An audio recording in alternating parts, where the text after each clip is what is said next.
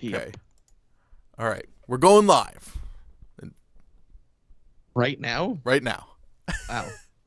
That's pretty cool. I know the people in the chat are like, hey, when's this starting? And I'm like, ah! Yeah. Okay. Hello, everyone. Hey. We're live. We're live right now. Not we're only just... are we live, I just got an ad. Yes. Yeah. I monetized it. I mean, I thought you would have an ad blocker, you know? Not on my main studio PC, sorry. Look, I need that, like, 0.3 of a cent from you, Phil. You gotta pay the bills somehow. I did, and apparently Wix is footing the bill. Oh, good. I always wonder who advertises on my channel. It depends. Depends a lot. Yeah. Anyway, this is the contest.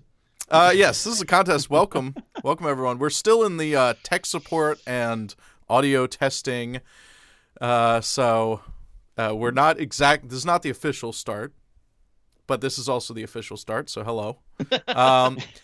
I'm going to do an audio test, and I need everyone in the chat to tell me if the audio sounds okay. Also, I have to hope I can hear Lee and Phil fine.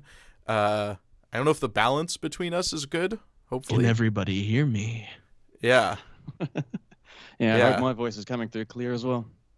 Yeah. I do have OBS, and why don't you guys talk a little bit? I can monitor it. Yeah, Hello, Lee. How are you doing? Hello, just talk. You don't need to talk into the mic. Just talk normally so we can get a good test. I fully intend to talk into the mic a few times. Okay. So it looks like you guys are coming through about the same volume. I can actually boost you guys just a little bit. Oh, heck yeah. Excellent. All right. So yeah. Let's see. Sounds balanced. Okay, good. Now let me do an audio test, and the important part. The important part, yes. Let me go.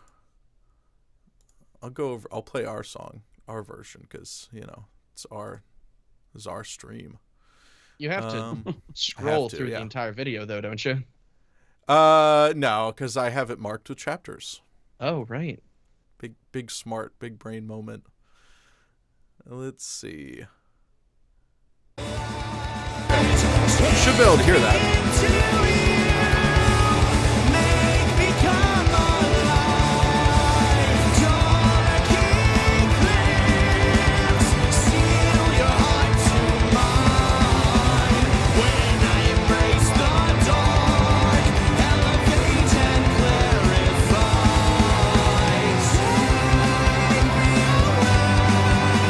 Okay. Can you hear it? Sounds good. Okay, Mike. Professional opinion here. Thank you, Mike. That sounds way gooder over the stream than it does over Skype, I gotta tell you. Good. Yeah, good. It does. It definitely does. Okay, so that's the only annoying thing for Lee and Phil, to have to listen on the stream for the songs. But that's okay, This is, first live stream here, so just gotta get the feet wet.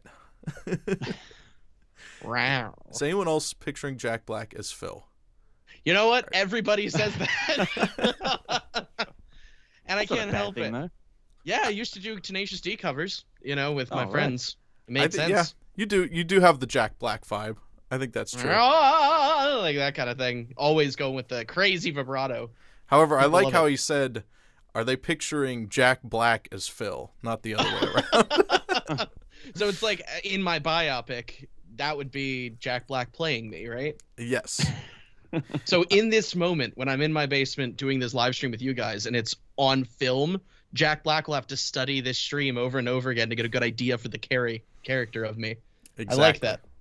I think he would have a harder time playing you than, I don't know, a Mexican wrestler.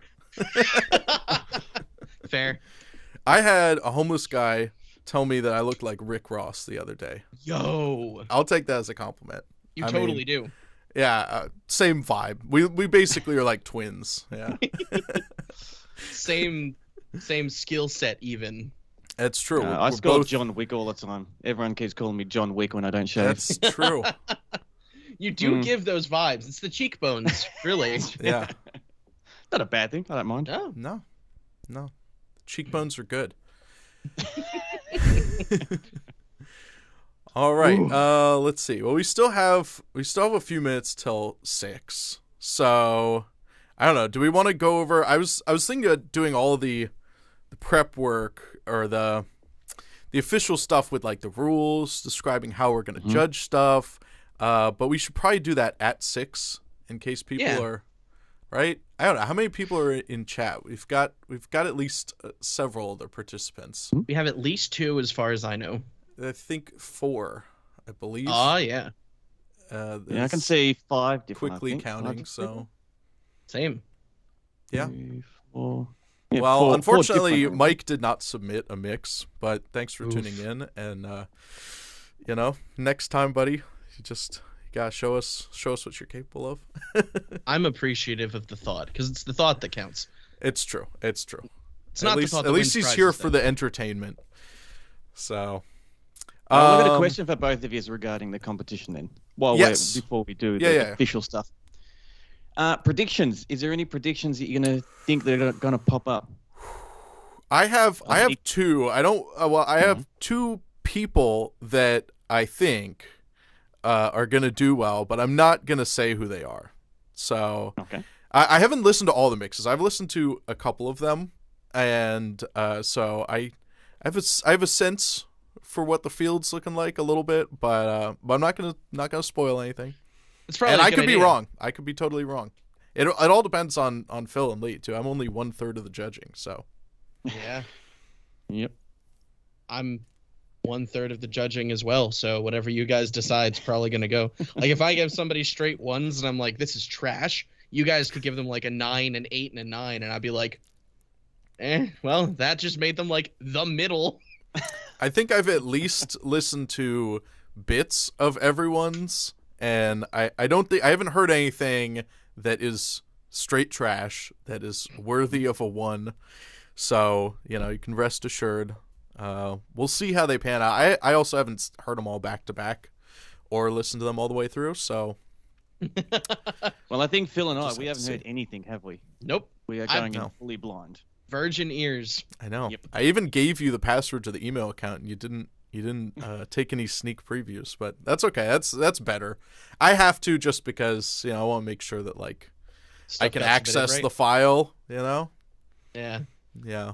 And that's your part. Exactly. There's some that I've been extra excited about that I might have listened to. Couple. It's all of them. Yes, all of them.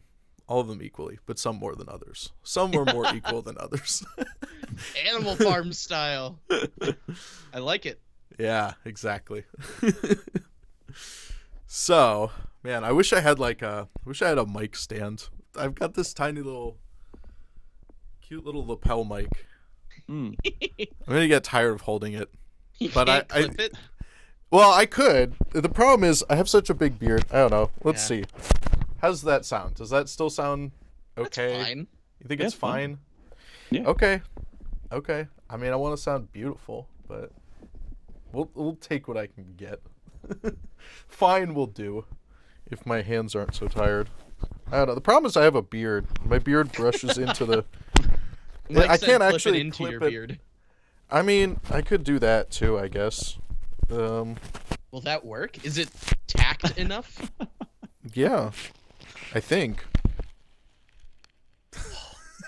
Yo! Yeah, how do I sound? If it works, it works. Great. I like it. Okay, I mean, I think the meme value is worth it. Yeah. And honestly, it sounds better than your actual lapel. Well, yeah. I can even angle it up a little towards my mouth. Yeah. There we go. This is how they do it on TV. I'm like a news anchor. All of those bearded news anchors with the lapel mics in their beard. We're starting a new trend here. Well, I'd rather that than half the tracks I get that people use lapel mics on. Oh, yeah. I think back in the day, Burzum, he was in the studio and he tried out all the good mics and they were like too good for his lo-fi vibes. So he went with like a crappy little computer mic. Yep. Yeah. For Philosophem. Yep. That's so the one. If you really want to be, true and cult and lo-fi, you've got to find a really bad, not even a lapel mic. They're too good. This is a $15 mic. That's too hi-fi. Yeah, we gotta go for like partially broken mics, like stab some holes in the diaphragm. I shave like every other week, but if I just hold off for a couple of weeks, I could do the same. I think this might be a trend. I think you should grow out the beard. I mean, obviously, I'm kind of biased, but I don't shave every couple weeks. Well, I shave my head, but that's a different story. I also shave my head. Yeah, you keep the. It's not you're not quite going for the skullet yet. You've got too much in the front. Maybe one day, you know, you start balding more. That's what you need. Yeah. It wouldn't be the first time in my family. My uncle kind of has that. One of my uncles has that. So it's like, it could happen someday. I ain't trying to rush it. Yeah.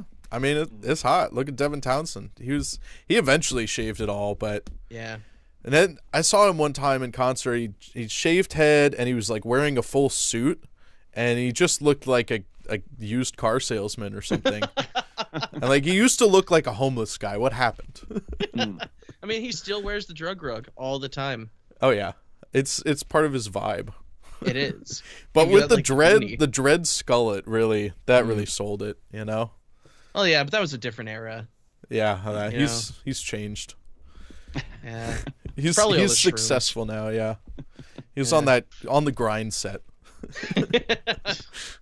Collaborating with YouTubers and such as well. That's pretty awesome. Yeah. I haven't followed him too closely the last couple years. I'll have to check out if he's getting. I saw like Tony Iommi posted an update video on YouTube, and I was like, wow, they get a legend like that. Tony can be a YouTuber now. That'd be cool. I know. I want to hear him sell me NordVPN. Me. You and me both. This killer riff brought to you by NordVPN. Stops dead in the middle of a song. That's right. I don't know what the internet is. I'm too old for that. But all right, back to the riff. Just cuts right back in. Oh, that's the future of music. It's true. Ads, sponsored music. For my next album, we're going to have ad breaks. And you can't skip them because they're baked into the song. Exactly. Ad blocker does not work here. Oh, yeah. The guy from Nile who left had the best skullet, according to Big Muff 75. Oh, who was that? Oh, was that? That definitely wasn't George. No, wasn't George, and it wasn't Carl. Wasn't Carl. Who's the other guy then? Who's the guy with the skullet? I can see him in my head. The bass player. I can see it, but I don't know his name. Yeah. I don't know. I've also never seen Nile live. It's one of the bands that I should. I also haven't, and I definitely should. Yeah. I mean, just seeing George. I've seen Meshuggah like 4 times. So and Between the Buried and Me too. Like they're just they always killer shows, great playing, and I'm always impressed they can actually play it live, or at least fake it well. They probably do actually play it live. I doubt they're faking. Oh yeah. But the last time I saw Meshuggah, it was cool. They didn't have any of their cabs or amps or anything on stage. It was just the drum kit. They all had wireless packs, and the stage was just like black and empty. And it was actually pretty awesome because I'm used to seeing all the cool cabs. Everyone wants to show off their great amps, and they're just like, nope, it's Axe effects. They don't look cool. And it looks cooler to have them all hidden away in the back, and you're just like, it's just coming out of the PA, man. It's the future. A lot of the bands, I was just about to say, my guitar tech used to work for Meshuggah on one of their tours, and he was telling me how they use no cabs and that, and it's all just direct input. Yep. And they've been doing it like one longer than anyone else. Audience cared whatsoever. It wasn't an issue. No, I mean they still sound killer. Like I've never complained about. Amazing. Yeah, and it's probably better than a lot of bands because they have that controlled sound. Like it's predictable night to night. They don't have to worry about the sound tech, and it's just going straight like to an IR to the PA. It's perfect. The only people in-ears too, so that's awesome. Oh yeah, in-ears are great for that very reason because you can do all that direct monitoring. I love it, but. I think the only people who really care about what Meshuggah are using when they go to a Meshuggah concert are like massive Cubase nerds, because only time I've ever heard anybody be like, "This is how Meshuggah got their tone," is when somebody's showing me the stock amp sim and Cubase, and I'm like, "Yeah, I know they used it for that one album. Like, thanks, bud." It's I've only heard that for 20 years. Yeah, but that was the same as Stradivarius because the keyboardists only used Cubase stock sounds for years. Yeah, which is amazing. I love it. What's really neat is the Roland JV1080 that Children of Bodom used.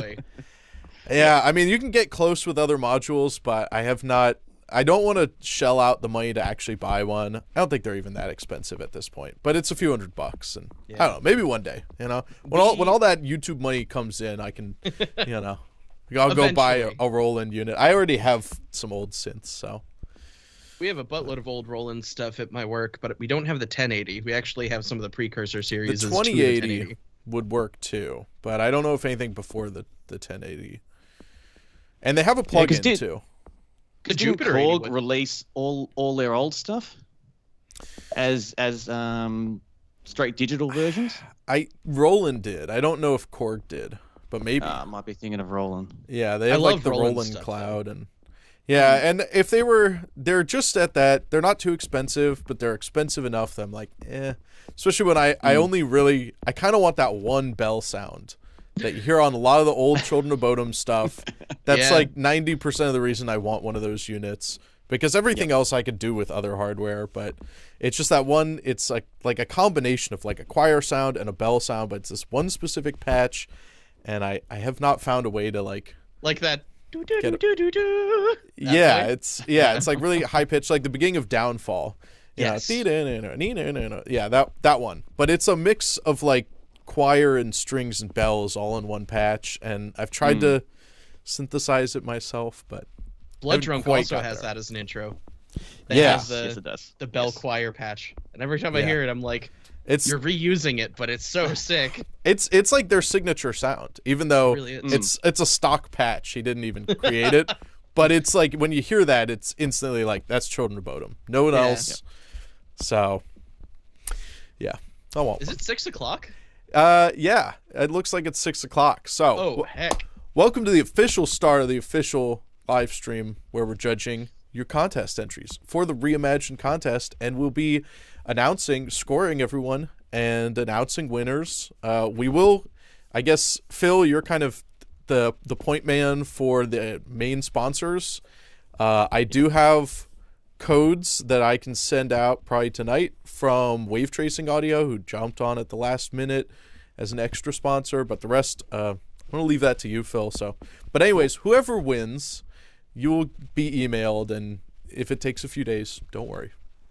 It's all under control here. We're very professional. So, do we want to go over some of the judging stuff, or? Yeah, absolutely. Yeah. Okay.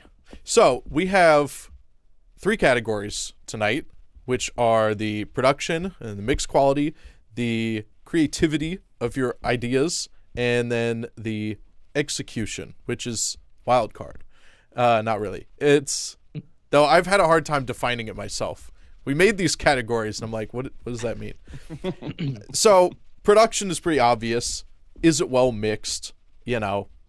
Does it sound good? It doesn't have to sound a particular way. It doesn't have to be a modern metal mix or whatever. Just, does it sound good? Is it balanced? Does it suit the song? Right?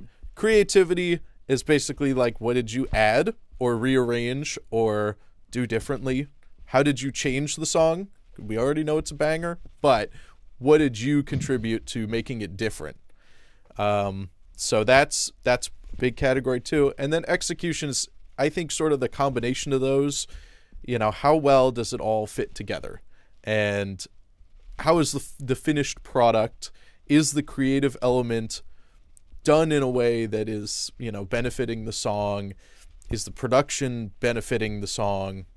All that. So, you guys have... I hope so. Any extra thoughts on that? Extra thoughts. I'm just excited to see what's going to happen and what they're going to bring to the table. Me too. I also want to make it clear. Yeah, go ahead, Lee. I was going to say, because I definitely lean more towards the heavier stuff, but I'm also keen to just see creatively what's going to surprise me and what's going to really step up to the plate and go, have that wow factor that you can't really explain, but when you feel it, you know it, and you're like, yep, that works. Yeah, and I think that it's really important to make the distinction between creativity and execution, as you can have the most creative thing possible, like completely change not only the genre, but like chopped and screwed, slowed down, complete manipulation of all of the elements, and create like an entirely new song that we never would have expected. But we can hear those ideas, and if they weren't executed well, you can be really creative, but you just didn't nail what you were trying to do. Yes. Or we don't necessarily feel like you nailed how you were trying to do it. So it is possible to be overly creative without executing well on that creativity. But you could also have a killer production and mix, and that might help towards feeling like the creativity was executed well. So, we're all going to have our own opinion of how that stuff shakes out. Yeah, but I think that's a good point, and that we should, for creativity, we should be judging it more on how creative it is. Is it novel? Is it new? Even if you don't love it, save that opinion for the execution category. And if they added a bunch of stuff, great, it scores high for creativity. But if it's not executed well, it might score low in that. Yeah. So that's a good distinction. And I'm a fan of stuff that's kind of crazy, like stupid drone music. So even if you were to just take like the verse and loop it over and over again and add tons of droney layers over top of that, I might think it's incredibly creative and executed well. The other guys might be like, well, it was creative, but I don't like that. And some people might think that wasn't creative at all, but you executed well on your idea. Like, it's entirely possible that any of that could happen. Yeah. Well, that's true. And we all have our own opinions. For me, I'm really not concerned with, in fact, I'm excited to hear people changing stuff and putting it in a new genre, perhaps. So even though I'm a metal guy, I'm not going to take away points from anyone who did non-metal things. I might actually prefer that, because we already wrote a metal song. Yep. And unless you did something, you have an extra high bar, because you have to take our already hot fire banging track and then make it a better metal song. If you can do it, my hat's off to you. But I feel like it's easier for my judging to take it in a totally different direction. And that's probably where my bias is, even though I'm a metal musician. Yeah. I mean, my opinion is, if you're going to try and just do what we did but better, you might want to have the last name of Duplantier, because it might be hard to execute otherwise. But I welcome it if it's possible. Yeah. So, with that out of the way, should we start off just by playing our track and then start getting into all the stuff? Yeah. Yeah, and we all have score sheets, which are going to be off screen, where we can write down our scores. So, we'll play our version, just so in case we have new people here now or in the future, what the song is. And we need to mute, don't we? Yes, yeah. Mute your mics, and I don't have the video up on screen, but there is a music video which you should check out at a later date. So, with that being said, you know what? I should change the stupid text that says Rick Astley. Yeah. Okay, let me do that. Oh.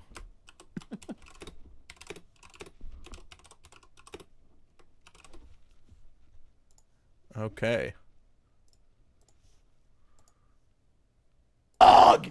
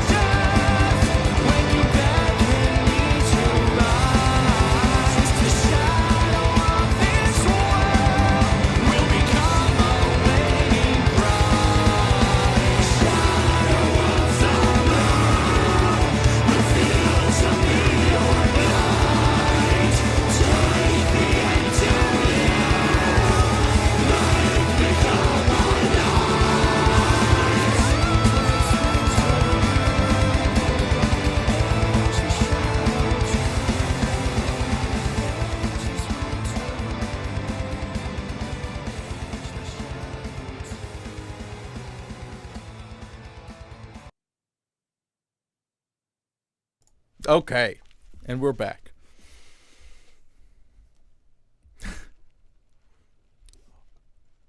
Oh, they're still on delay, aren't they?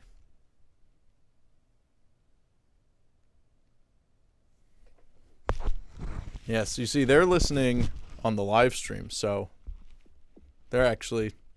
Yep. They're well delayed, but that's okay. Yep. You know, everyone's that's a little okay. delayed in one way or another. That's a me. All Everyone's right. probably watching that thinking, what the hell? They can't drum in time. They're singing way out. What the hell's going on? Well, you know, that's not the fault of the live stream. Yeah, y'all are over here just like, and the song's over, and I'm like, yeah. So, first up, we have our first contestant here, and I'm just playing these in the order that we received them, and we are going to go through all the entries, and because there was a few more than the top 10, but we also haven't judged who the top 10 are, and we didn't really feel like it. So we didn't want to prejudge. We figured it'd be more exciting to see us furiously scribbling angry notes live.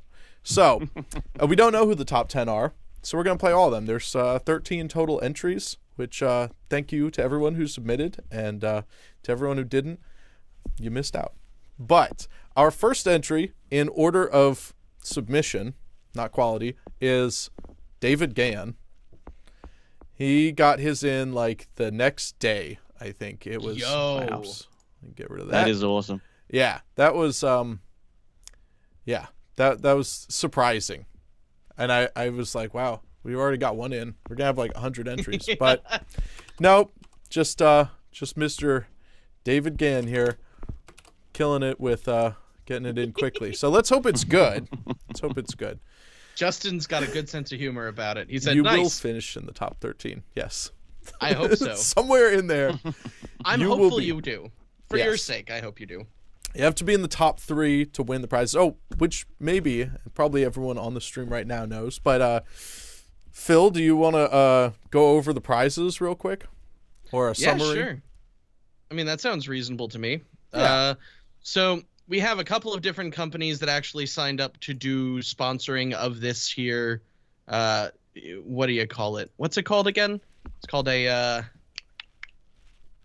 contest? Yes. Right? Yes, contest. All right, cool. So let me just pull up these here notes I've got. Do. Whoa, heck, I almost just heard that on your stream, my dude. Yeah. Oh, Nothing that yet. was spooky.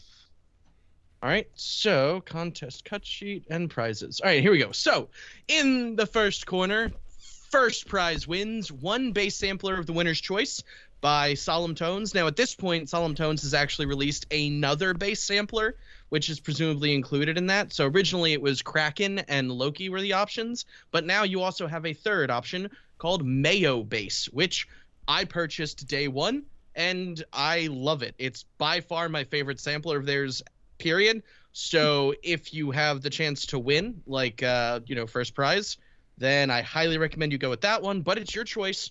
Kraken and Loki are two ends of the extremes between warm and bright basses, and Mayo is a perfect blend of the two. So, I mean, Justin might be right, and the real prizes are the friends we made along the way, but that's only for people who don't come in the top 3.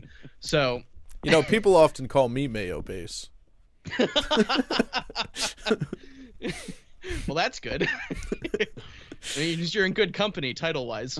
The other option from Solemn Tones is Bifrost Cinematic Sample Pack, which you'll get thrown in on top there, and I personally love their samples. I use their cinematic effects all the time in my music to really elevate the songs to the next level. Between my last album and the current one I'm working on, I bought that pack, and I gotta tell you, I'm really happy with it. My clients are happy with it, and people who have been listening in the background have just been like, dang, son, where'd you get all this like crazy cinematic stuff? And I always tell them I spent $30 on a sample pack. It's a good value. It's really good. It's great value. And up next we have Audio Assault, who for first prize will give you a sim of your choice and Reamp Studio and one other plugin or cab pack of choice. So if you really like one particular plugin, like let's say AHM, which is based off of the 5150, then you could get that and a cab of your choice. I always recommend a Randall or like a diesel cab, but you might find that you really like their Marshall cabs. So you could get that and Reamp Studio, which includes a whole bunch of profiles of number of amps, including some of my own. So my top picks nice. for cabs, I will say, are the Mesa Oversized and the Angle. I really like the Angle. I they're love all the good. Angle. Yeah, I own them all pretty much, but those are the two that I use. The Angle might be my favorite, actually. The Angle's definitely my favorite. Then the Diesel, then the Marshalls, then the Mesas, but only because everybody does Mesa. Yeah. I just feel like Mesa's kind of, I've used them too much. And then second prize for Audio Assault is the standalone sim or Reamp Studio and another plugin or cab pack of choice. Third prize for Audio Assault, you get one plugin. So I'd imagine you could choose pretty much any plugin. That works out pretty well.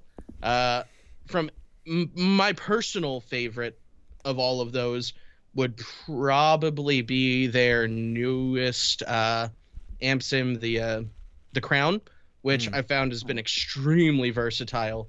So if you're gonna go for it, I'd go for that one because I shot it out with the Amplitube, like actual Mesa triple whatever. Triple Crown. Because the Crown, the Triple Crown, that's the one. And honestly, I prefer the Audio Assault one like 99% of the time, especially when using external IRs. The Amplitube one just doesn't hold up in spite of the fact that it's sponsored compared to the Audio Assault one. So that one's all over my mixes. I just feel like it's better. The Classic series too. Oh, yeah. I use that one a lot. Oh, yeah, their Classic series. Yeah. I forgot that was a thing because I just got it as the an new update, one. so I was like... Yeah. Yeah, I really like them. I never had the original version, but the Bulldozer and the Dominator are both good. I just used them both on my latest single I put out, one on each song, so I like I'm waiting for Hellbeast to be remade because Hellbeast that was one of my favorites. Yeah, and AHM should be the next. Yeah. Well, now you know what it's like to be part of the Audio Assault community. It's just a whole bunch of people saying, what are they going to remake next? After that, we have AIXDSP, who's one of my favorite companies in audio, period. And their first prize is the Studio Producer Pack, which is everything they've made and probably all future products as well, which is thousands of dollars of value. So that right there, if you win first prize, you're getting so much value from that alone. Check out their plugins. You'll be shocked at some of the things you can do.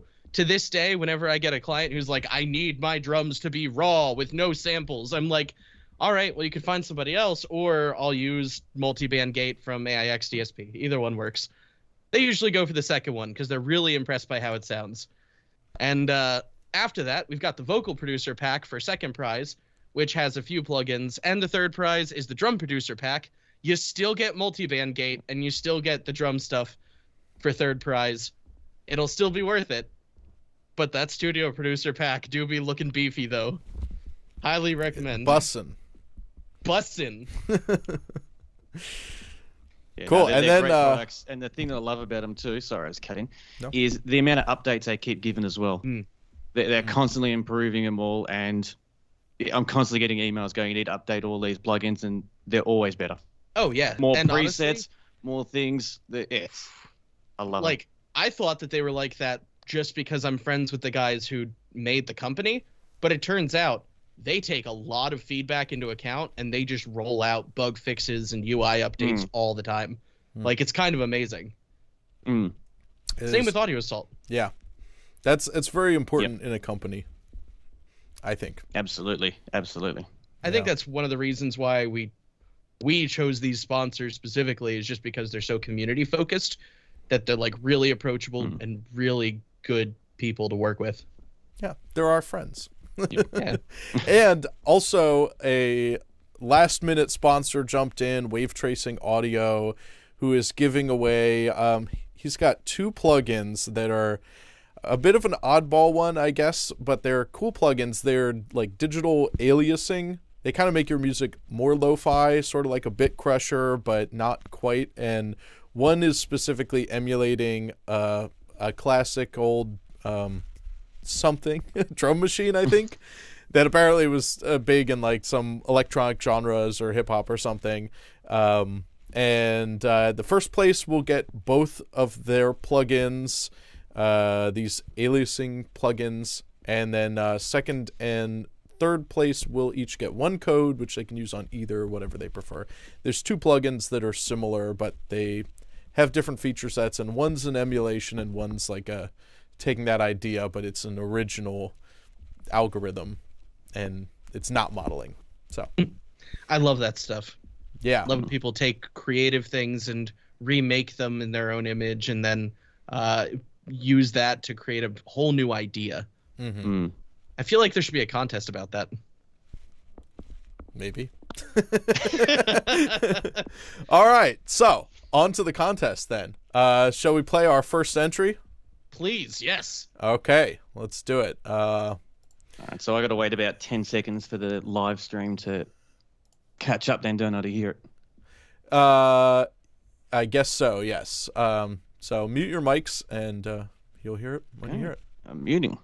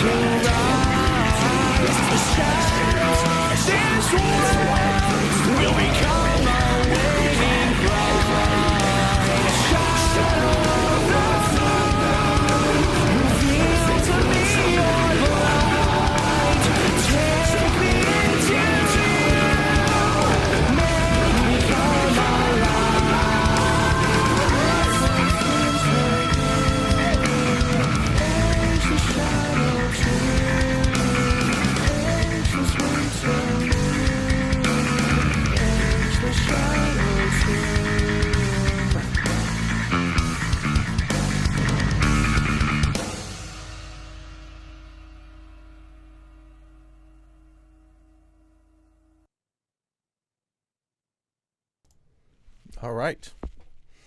And we're back, but they're still on delay. Just finishing up my expert notes here.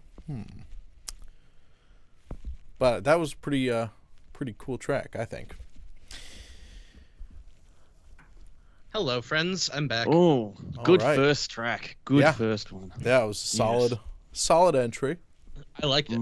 Yeah, and especially for, one that came in probably in the first day or two. Yeah. Not long after the contest opened, so impressive for a short time frame. Yeah. Yeah. Yeah. I'm amazed they were able to reimagine so much so quickly, quite frankly. Yeah. I don't know if I'd have been able to come up with some of the arrangement changes that were made or even any of the staggered effect things that were done quite so quickly. Yeah. Yeah, I liked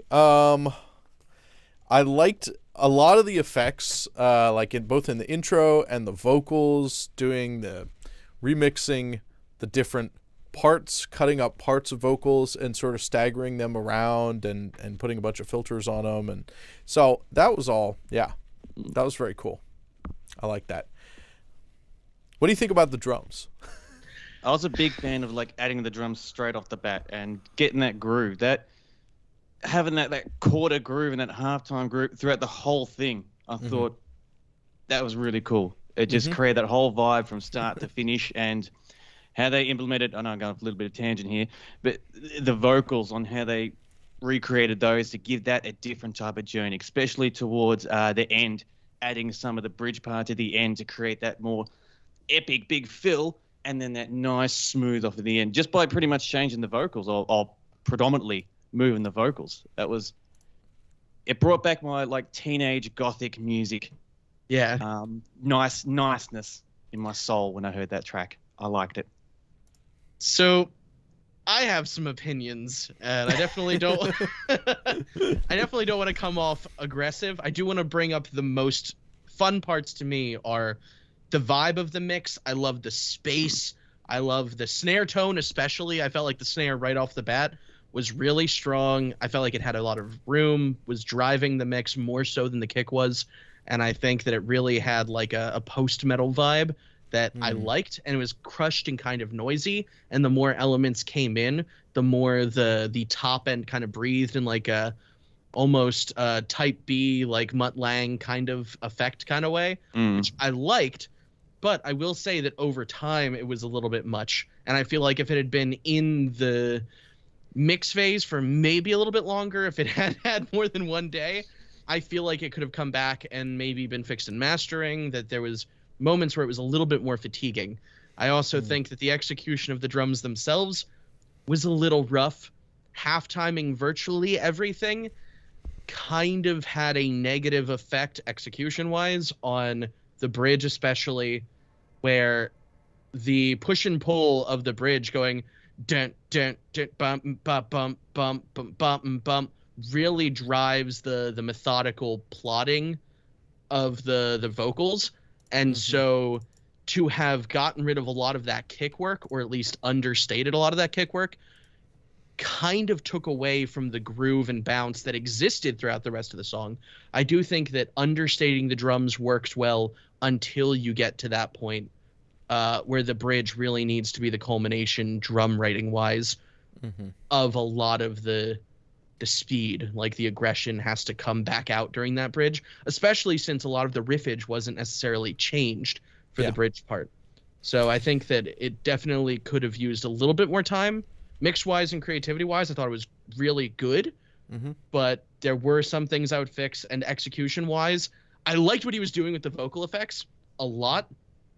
I just feel like given more time, they could have been blended a lot better.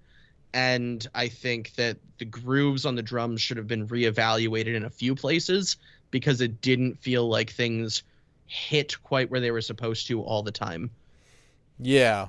Yeah, I will agree. And yeah, I think the drums, I like it a lot in the beginning, when it starts up and you've got this halftime, especially knowing the original song.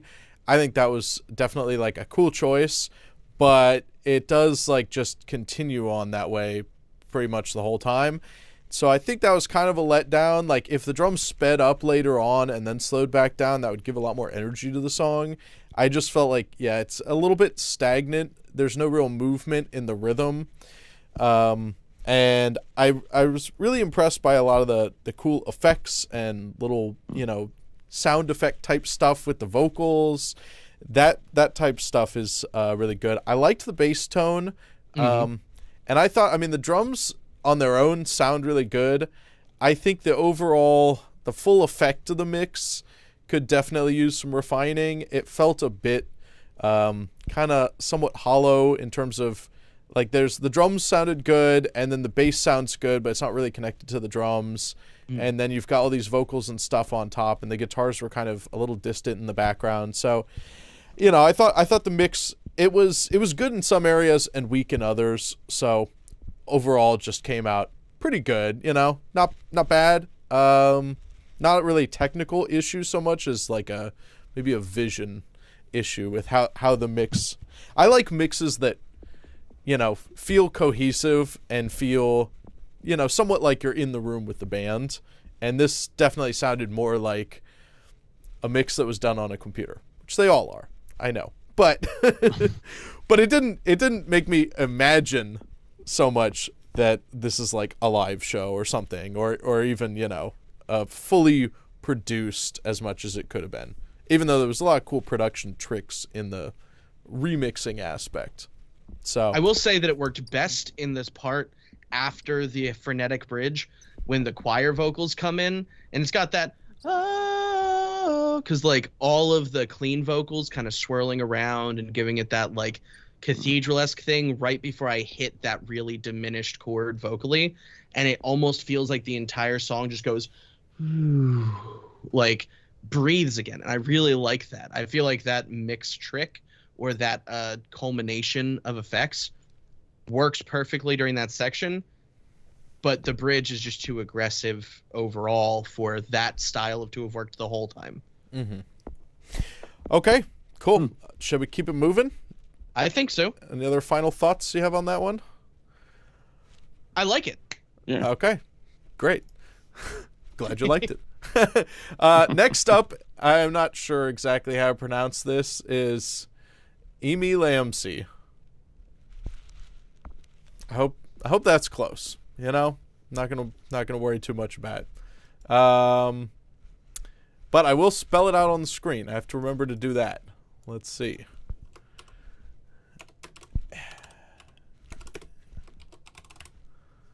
I look forward to your song.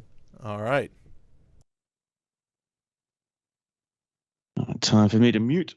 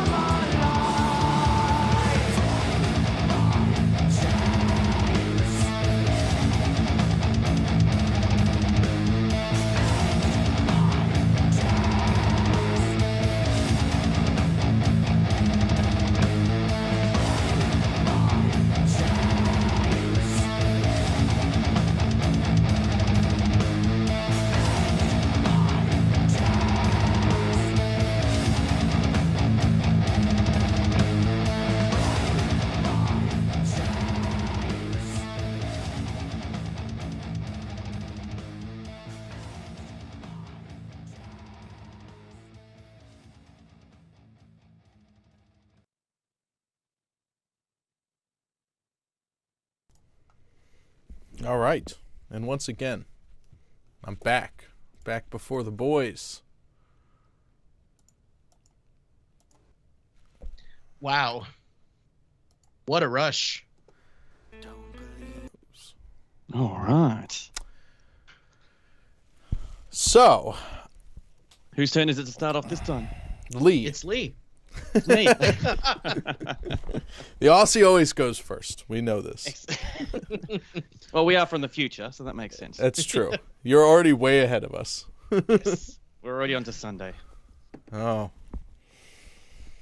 So, as much as there was lots of string aspects still implemented into it, I felt like it was still a very raw production type of approach. The guitars are nice and raw. They kept the drums pretty dry and gritty. And from a selfish perspective, it was really cool seeing how they looped a couple of bars here and there and added a couple more chunks. That was very creative and very cool. I like that. I definitely like that. I felt like just production-wise wasn't as smooth as what I was hoping, which could be a little bit too cut and paste rather than, smoothing it out. And there was, I think I heard some re-recordings of some guitar parts there, where definitely would have worked out better if you re-record a lot more to make it smoother. But no, I like the rawness of it and the simplicity of the overall vibe of the tune. Yeah. I think that's a good way of putting it. I do think that there are parts where I'm kind of torn because I'm not sure how many times the drums and the guitars were changed. I did feel like there were a couple of parts where they were different, but I don't know how much of that was redone by us versus them, like chopped and pasted and moved around. Kind of hard to tell what instrumentally changed, but I do think that there were a couple of interesting production aspects that I think, while they were cool choices, I loved the transition into the intro riff midway through the song. I thought that was great because it's a total, it took me by surprise. And I was like, wow, just boom, reverb, and then the clean riff comes in. That's a total reimagining, and I like that a lot. I do think that a lot of times when the copy-paste kind of vibe hits, it doesn't let my vocals breathe into the part. So instead of nocturnal shade, it became turnal shade. Like, it's turnal shade or dado of the moon. And I was like, a couple of times I wrote down in my notes, I was like, dado of the moon, ! Whenever it happened. Because to me, it sounds like he's going, just copying bar by bar as opposed to a whole section, like with the breath in and then moving it over, which would allow for more smooth transitions. I will say my favorite part, the mix was okay, but I loved that bridge riff and tone and how well the guitar part really breathed in that part that usually is dominated by my vocals. I loved that. Like, I'm a sucker for that. Like, I'm a huge fan of that vibe. So I really liked the bridge riff. I loved the tone on that bridge part. It's really fat and warm and chunky, and I just really enjoyed it. At least in my headphones, it sounded great. So, your mileage may vary, but I actually liked that. I just think it also probably could have used some more time in the oven just to bake and smooth out the transitions. I liked how some of the transitions were totally different than the sections before them would have usually preceded in the song. And I like how that helps us to recontextualize the piece in a lot of different ways. So I do enjoy it, but it just felt kind of rough. Yeah, I would agree. I think mix wise, the band part kind of sounded too dull. I thought it was a bit muddy, maybe not muddy even, but just kind of dark, and not as exciting, not as aggressive as I would like it. And the vocals I thought were too loud in comparison to everything else. Much as I love Phil's vocals, I think they stuck way out of the mix to a point that was problematic. I also thought, I really liked the clean section in the middle. I think that was my favorite change to the song. And I thought the end part, reusing that breakdown as an outro was a cool thing. So I liked the adventurous changes. However, yeah, there was some that it was kind of rough in some of the editing, and also some parts that just felt like they were kind of tacked in there. But did they improve the original song is always the question. They were different, yeah. And granted, I've heard the original song like a million times, so it might be tough to reorder things and have me think it's an improvement. But there was definitely some parts I thought this didn't really add to the song, kind of took away from what was there. But some of the big structural changes, like having the clean part in the middle, I thought was cool. So, I think overall it was a solid entry, and I would it could possibly use some more polish. And I think some of the editing, the rough editing here and there, clipping bits out. I don't know if there was actual pops anywhere that I heard, but yeah, cutting off some words here. So yeah.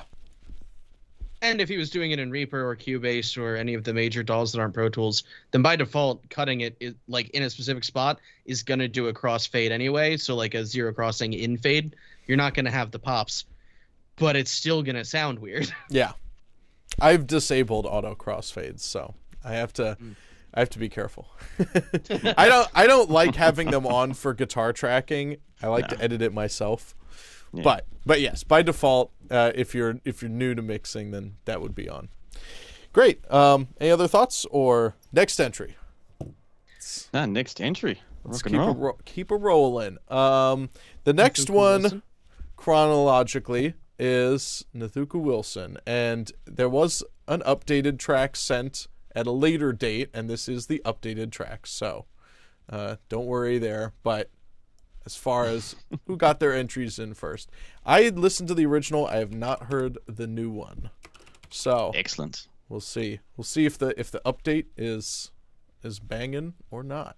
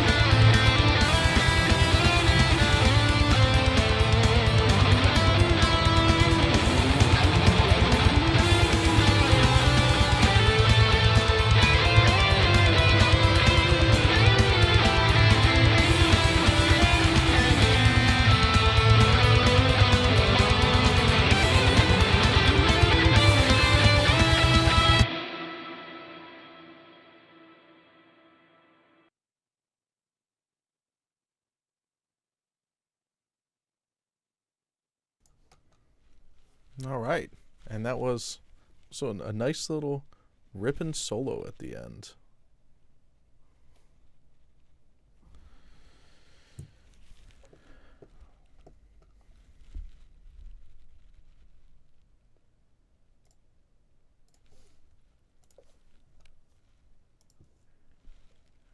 Wow. All right.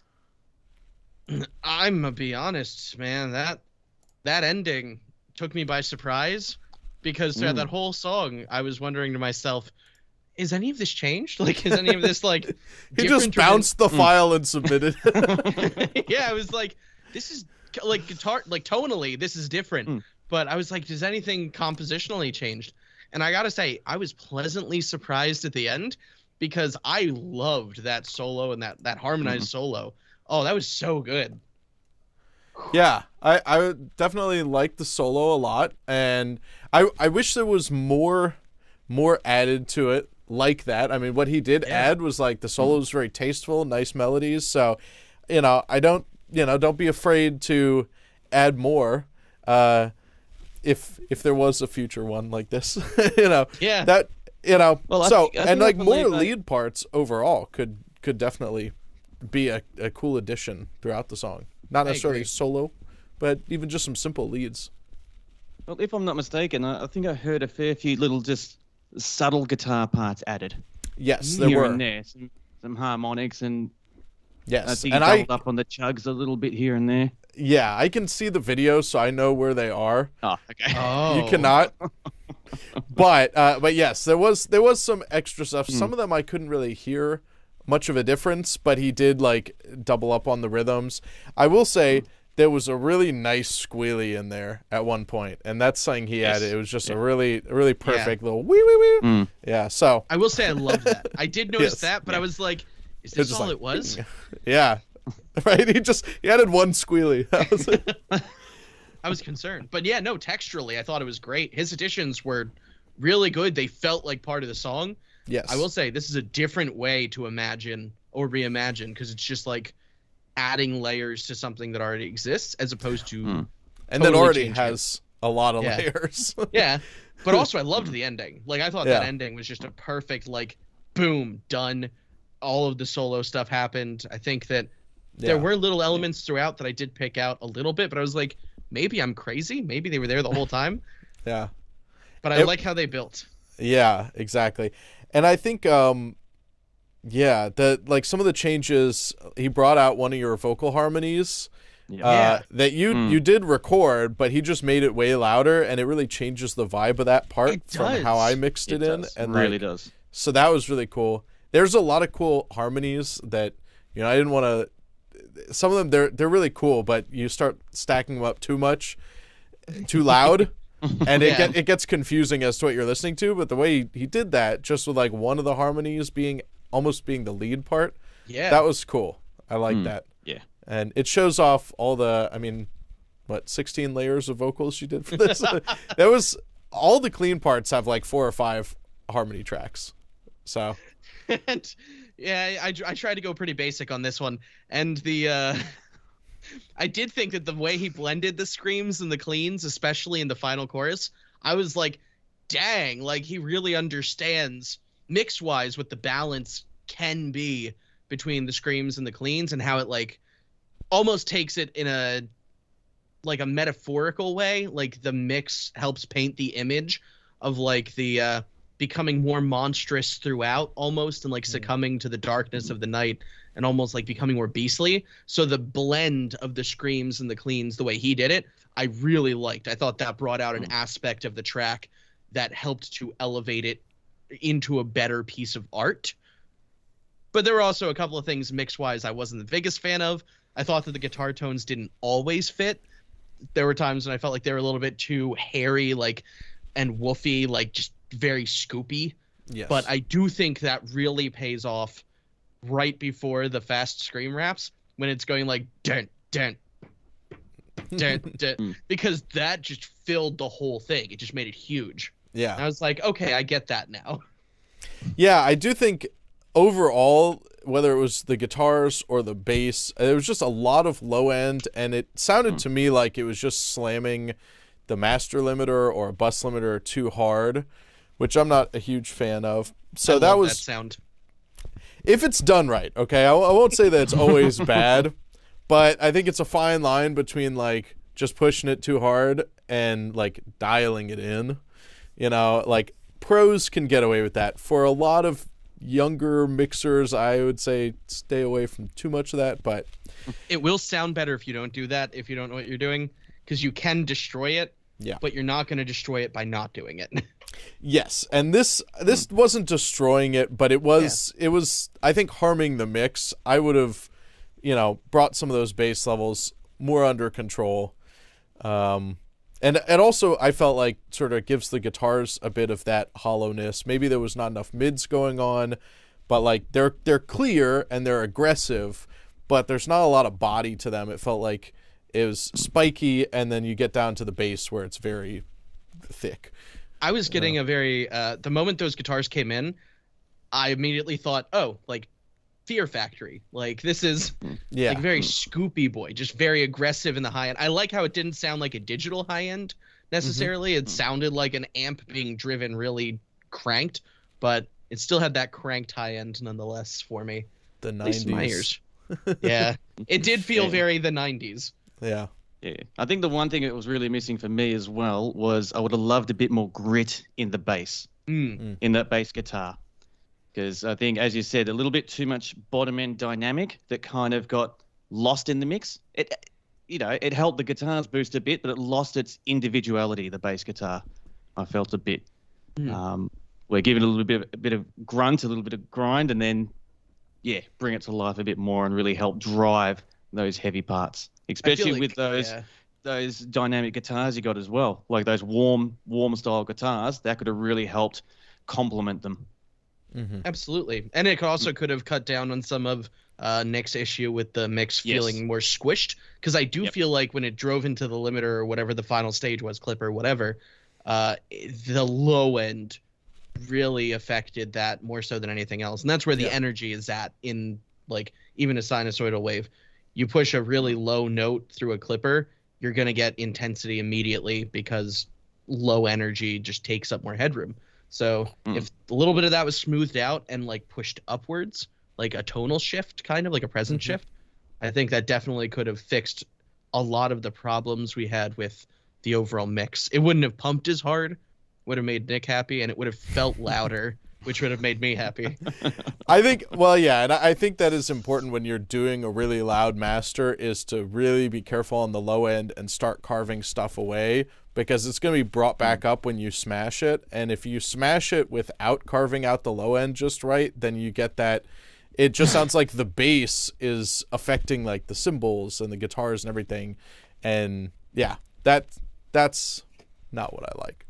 I did like the overall tone of it though. Yeah, I think the mix was generally good. It was just some little things. Also, there was he brought up the choir part, which you really can't hear much on the original, but there is like a synth choir in there, and he brought that way up, and that was cool. Cool to hear. That affected it, yeah. Yeah, you don't really hear that in my mix. It's just kind of adding texture in the background. So I like it. Yeah, great. All right, let's keep her moving. I'm happy. So next up is Andy. Andy, I know. I hope you're still awake there, bud. I know everyone's looking forward to this, including me. Andy / Synkrotron. Ah, he's here. Okay, good. We've made it. After this, you can go to bed. But how will he know that he won? He won't. Well, he's already well convinced he won't win, but we'll see about that. This is an interesting one, so brace yourselves. Excellent. Yeah.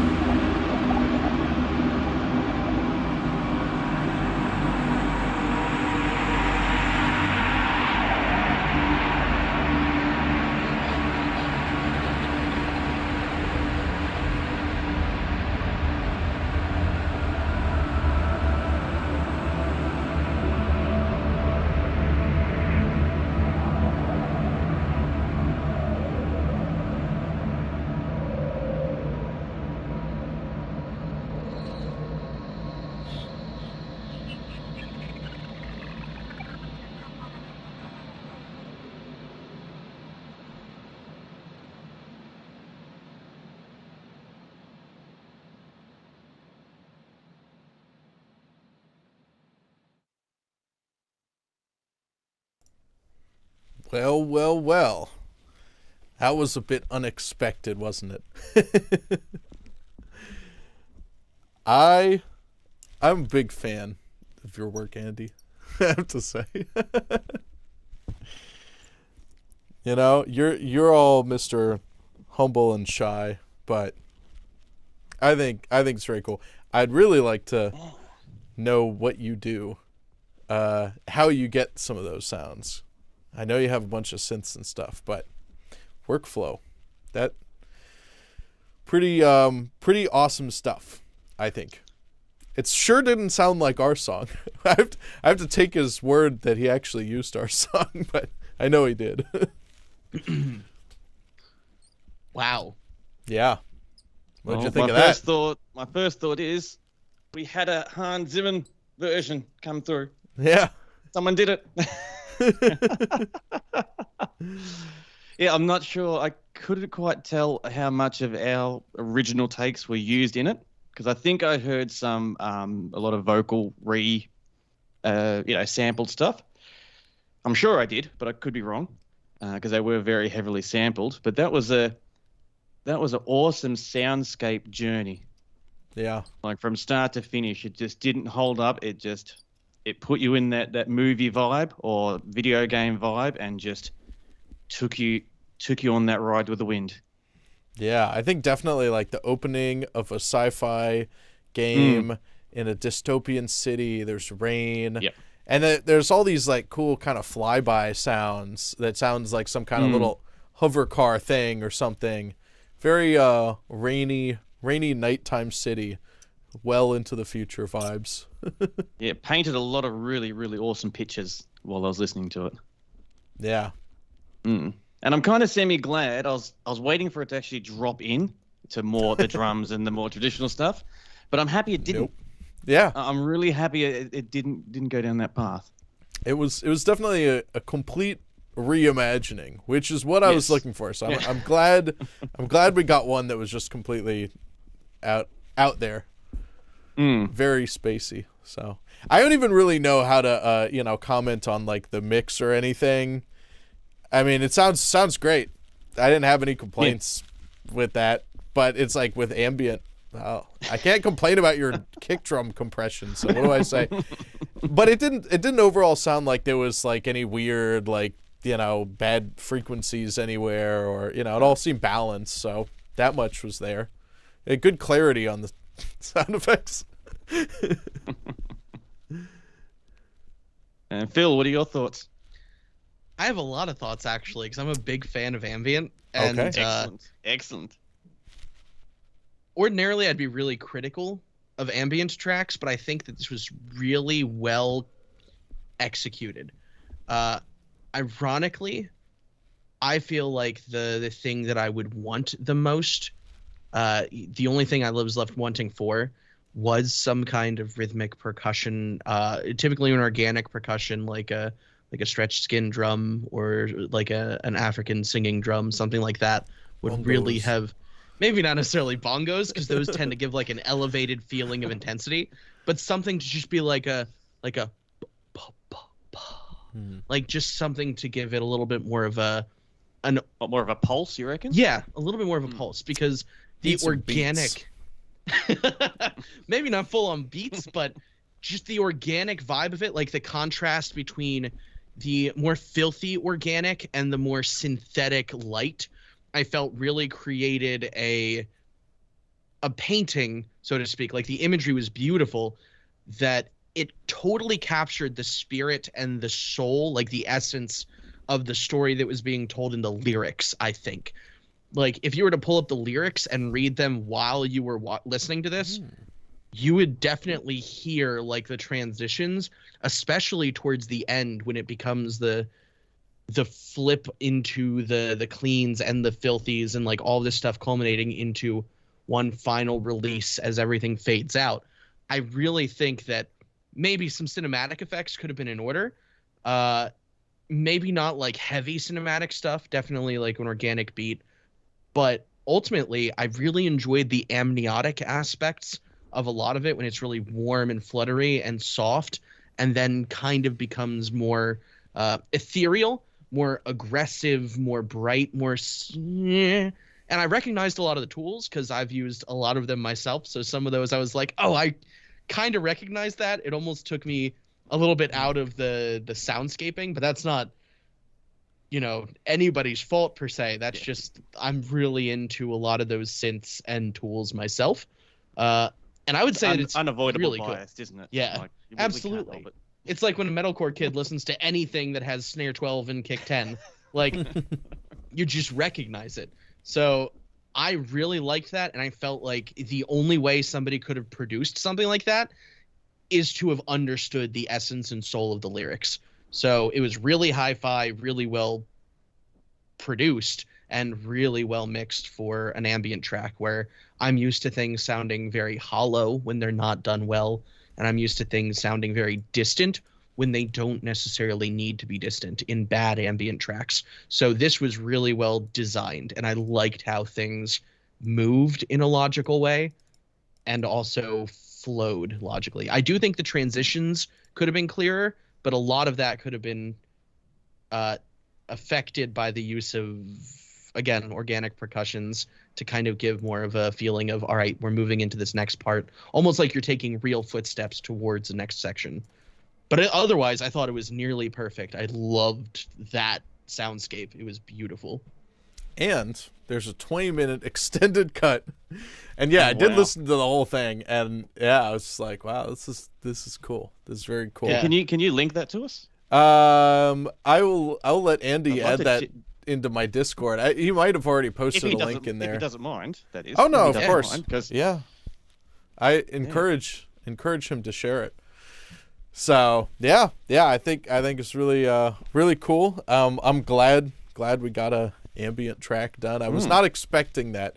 I put out some ideas early on of like things that I would like to see, but I did not include that. But I'm glad we got one because that's awesome. So. And I'm a big fan of the genre, so it felt good to get like a palate cleanser, especially one that was so good. Yeah, I have an ambient album. Really? I do. Yeah, I put it out like 10 years ago or close to it. Yeah, it's like an hour-long dark ambient album. However, I did it almost all from recorded sounds. I mean, there are plenty of effects, but I didn't use synths for the original sounds. That was kind of the goal. It's like, real sounds modulated. I like all that. right. So next up, who's next? Let's see. Is it Luke? Luke Helstrip. All right. Get this text going. I don't know if I've listened to this one or not. I can't really remember. So either way, it'll be fresh. Well, that's one way of doing it. Yeah, I haven't listened to any of these in a while since this has been going on for so long. All right, let's check this out.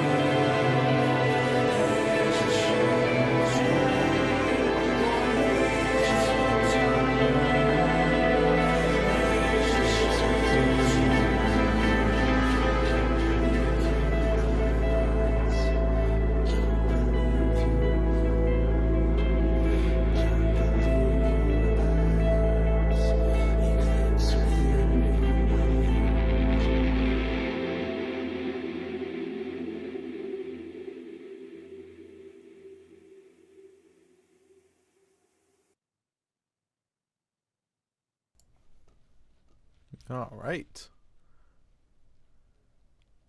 Very cool. Wow. That was different. Yeah, that was. There was a lot of change ups in there. I liked that. So who wants to go first? Ooh. Wow. Me. Yeah. Well, just straight off the bat, that was awesome. That was awesome. The vocals, I like both. Three different extremes I love with the vocals. I love how much heavy grunt you put into it, and that really, that really makes my heavy soul like nice and warm and cuddly. So I loved how you did that. The stereoing that you did with the left and right with the vocals, I thought was really cool and creative to really help give it more dynamics. And I don't think one side was leaning too heavily over the other one. And then the obvious vocal part that I loved, not obvious that I loved, but obvious change was all the clean parts, especially from the post-bridge onwards. And I was super surprised and happy with a lot of different changes that happened, dropping out the guitars, but still keeping the intensity with all the different symphonic aspects that you put into it. That was, very hard to do, to keep the intensity going by dropping the guitars that were pushing the actual section, so to speak. Really, really cool. And I will definitely leave it to both of yous to talk about the cowbell. I did love the cowbell. I loved that. The moment it hit, I was just like, that's it. It's like a ride bell, but even better. Oh, dude, the fact that everything dropped out for that cowbell when I was already expecting like an occasional dropout to focus on vocals or like organ, I was like, yeah, this is great. And then just boom. I was like, oh, dude, perfect time for that too. Yeah, and Phil, watching your reactions through the whole thing was as entertaining as actually listening to the song. He just did so many felt like fun you things. were, it did look like you were having a jolly good time there. I definitely was. The things he did with my vocals and like putting the emphasis on them in ways with the mix that I wasn't expecting, like even the arrangement that I wasn't expecting. Dude, when it went organ and my vocals, I was like, this is full on Castlevania mode right now. Like, it's just... I was like, this is crazy. I just didn't expect to hear the song in that way, like, ever. Especially, like you said, the growlies that he put into the deeper vocals. Like, a lot of the times, the upper mid-range vocals were emphasized in the tracks that we've been listening to. But this is, I think, the first time that they really were like, was really emphasized over the other ones, because I wasn't expecting it. I was expecting those to be textural in everybody's mix, you know, just to fill out some of the sides. But like, they hit in this one. I was impressed.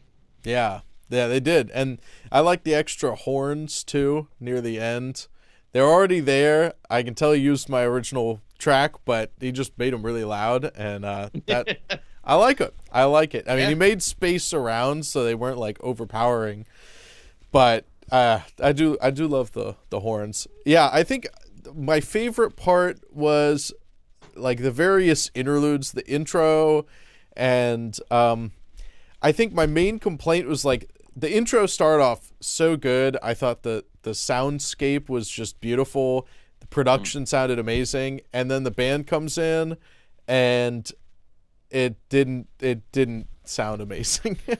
At first, I thought it was very like kind of thin. There was some weird stereo stuff going on with like the cymbals, the overheads.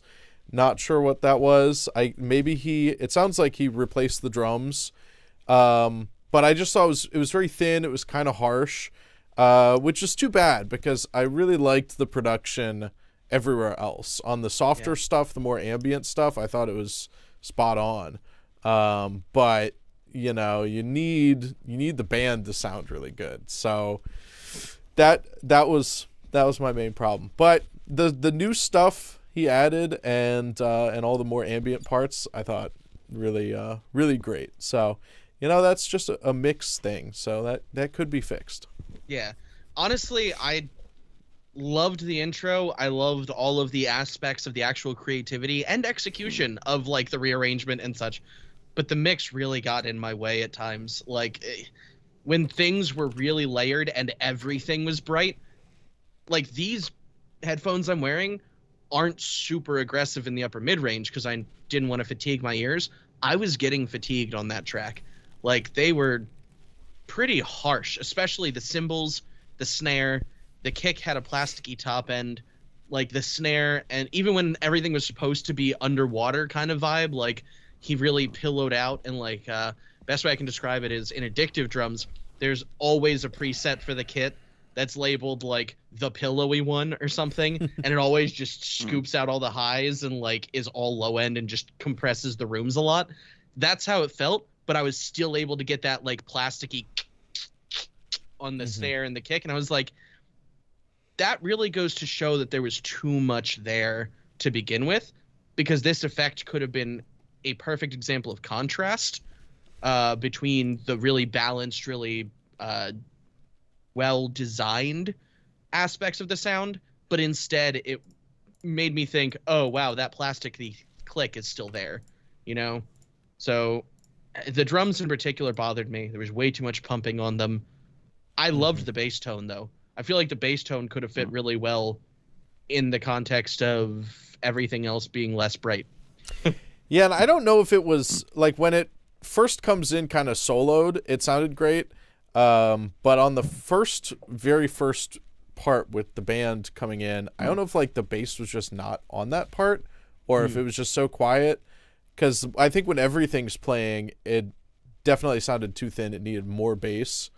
But there was a part where the bass was like there and it was quite loud and it sounded good. Yeah. So I was like, if the bass sounds like that, what's going on in the other places? I don't know who knows? Maybe he took the bass out of some sections, but I don't know if that was the right move. The mix definitely needs the most work, but the arrangement was great. Yeah. So, all right. Up next, we've got... Who do we got? Michael Goff. Okay. Yes. We're getting ready for some Goff rock. Had to do it to him.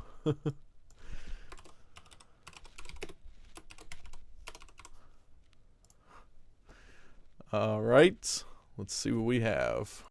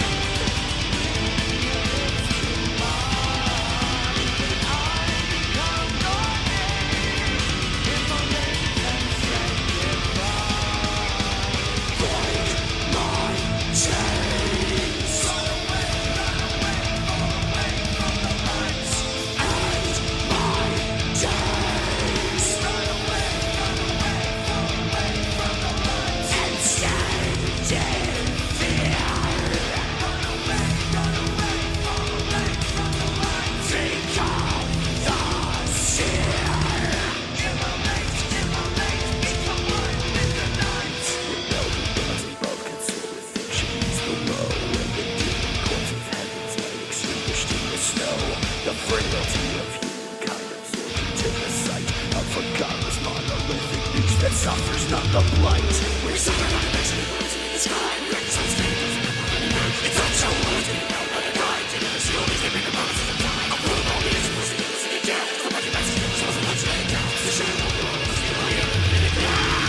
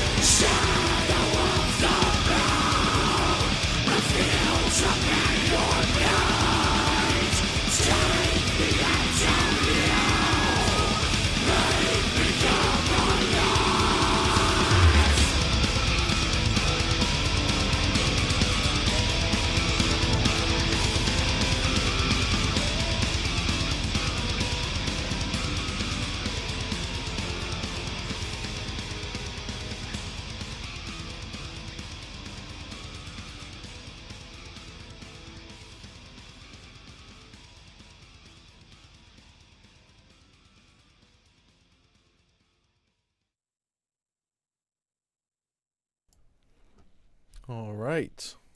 Waiting for the boys to jump back to reality.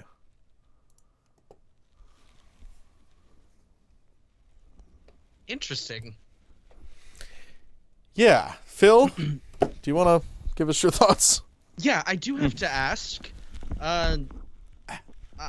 what exactly was changed that time? Nothing.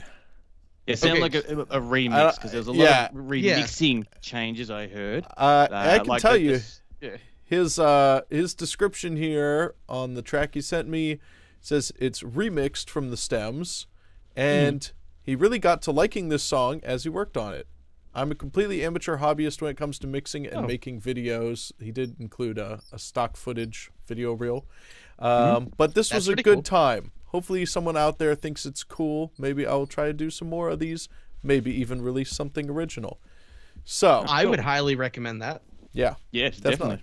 Yeah. And in fact, I'd love to collaborate on that. I'd have no problem with that. I think that it's a absolutely good thing to pursue. Yes. Yeah, please do. And yeah, you know, if you're not already over on the Discord, come to the Discord. Yeah, you know, absolutely. we should definitely have some more. You know, I don't think I have like a collab channel, but you know, there's a few hundred people on the Discord now, so we should make some collaborations happen. Yeah, Absolutely. Awesome.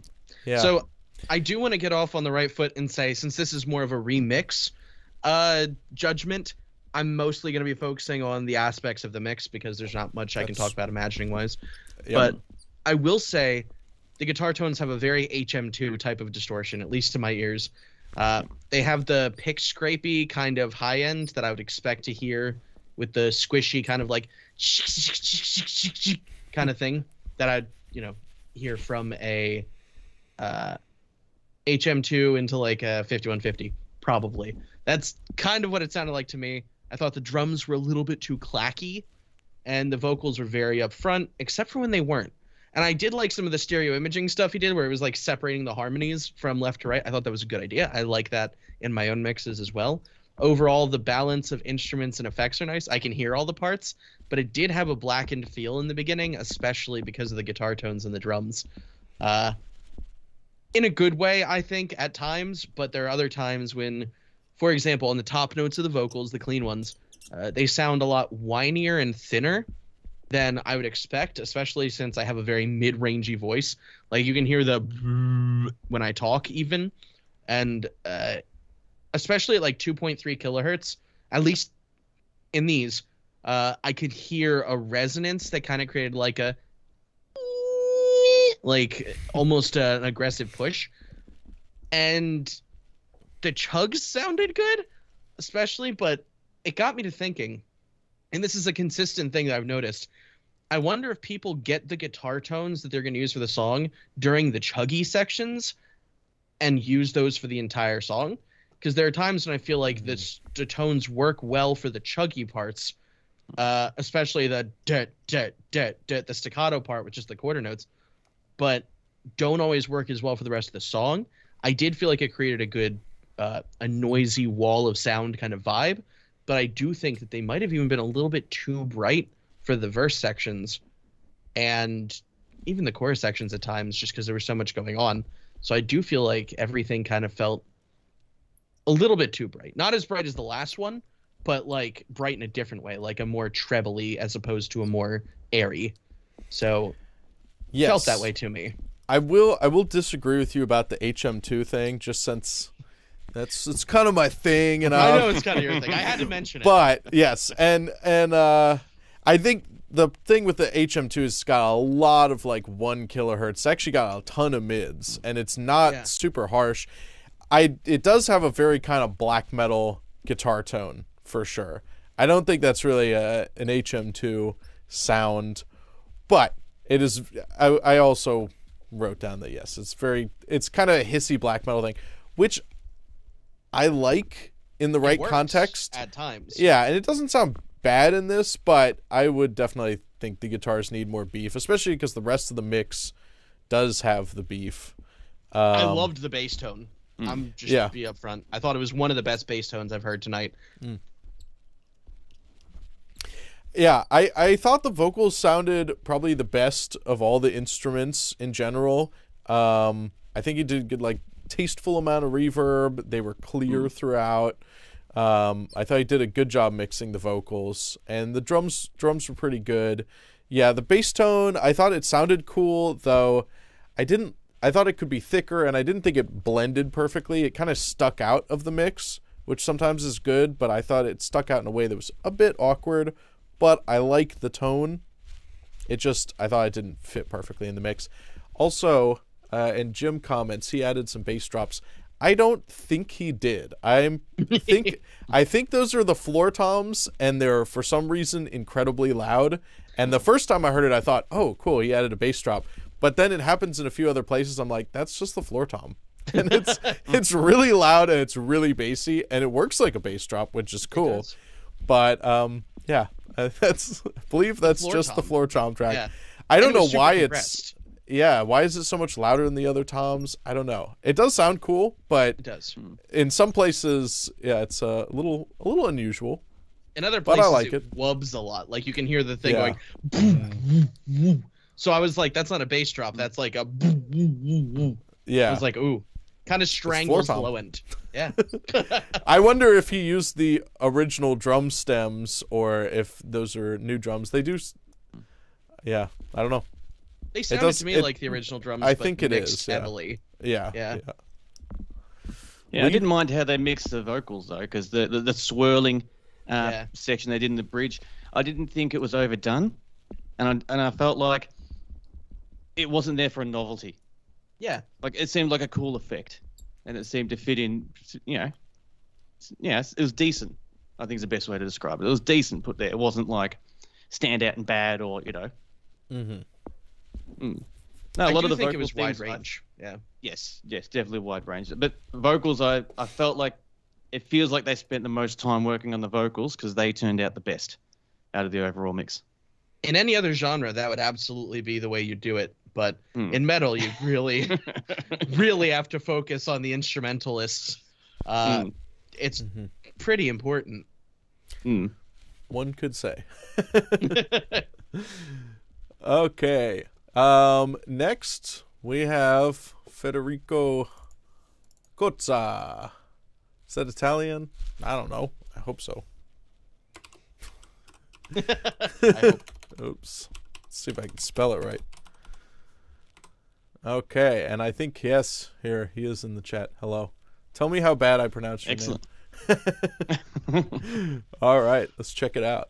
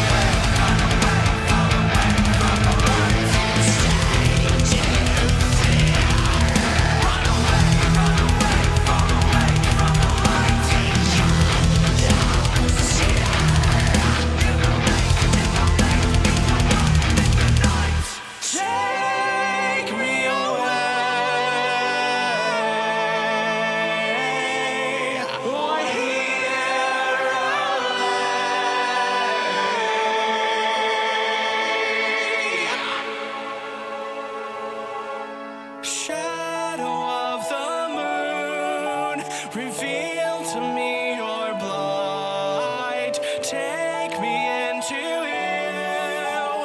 Make me come alive. Nocturnal shade.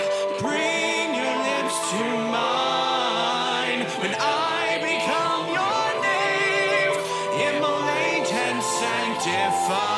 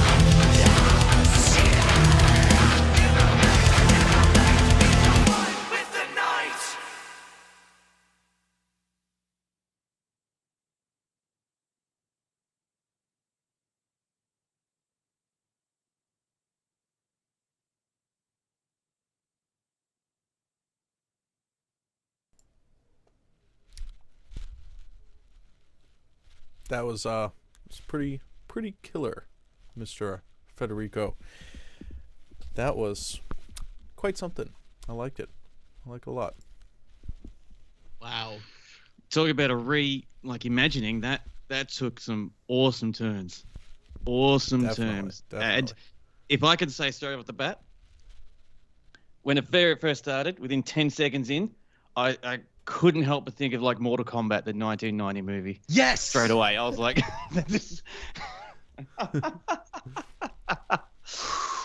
I couldn't help but think round one. So good.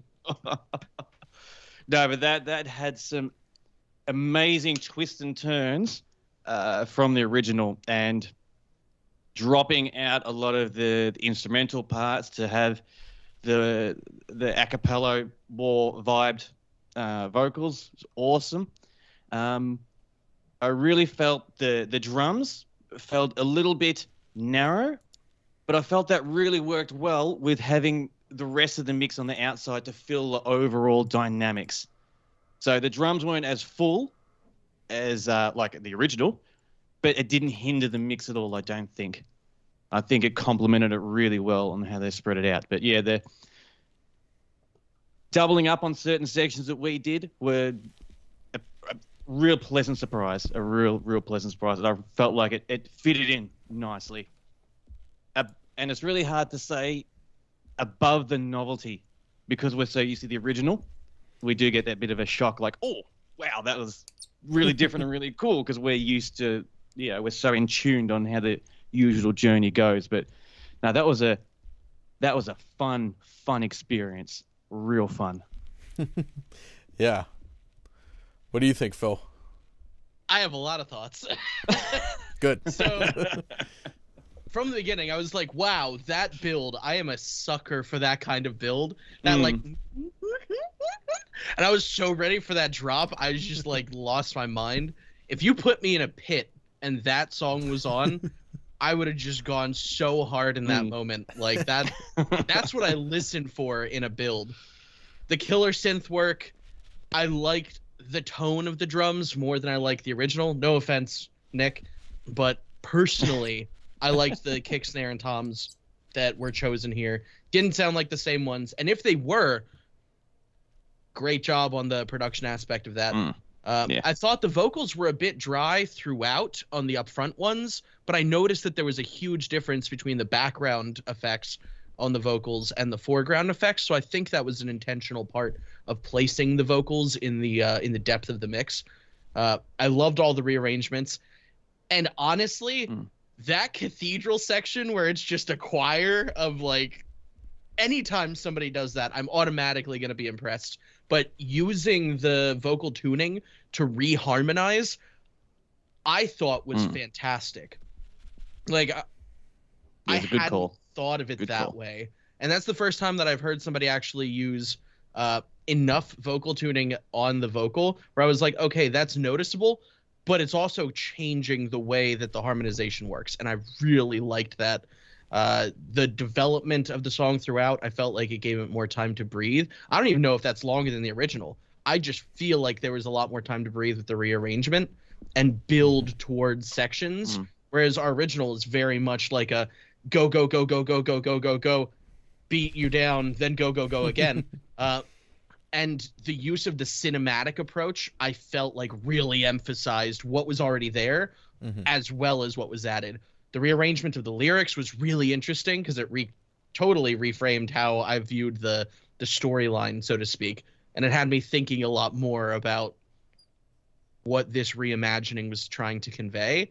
And I think because they rearranged the lyrics so much, it made the changes to the arrangement noticeably more useful to the overall image of the story.